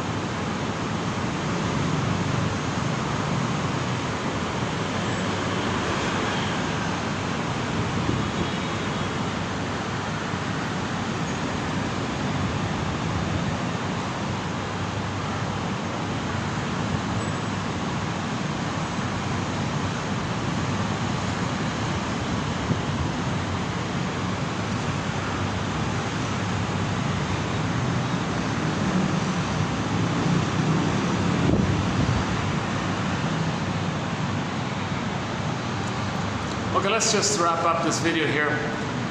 Let me turn the camera on a nice painting. When you see the painting, on a count of 5, I'll shut the video out. So thanks very much. This has been 2819. I'll see you in 2820. Yeah, 2820. Is that right? Here's a nice painting.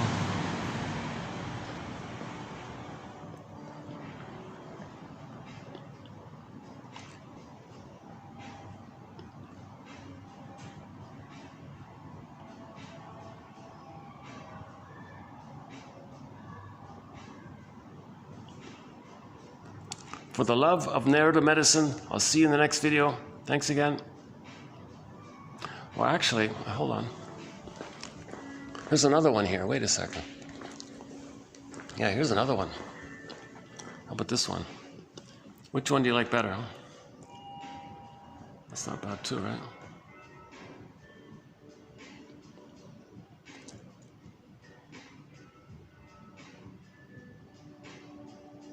And there's even a third one. Let's see the third one. Nice paintings, eh?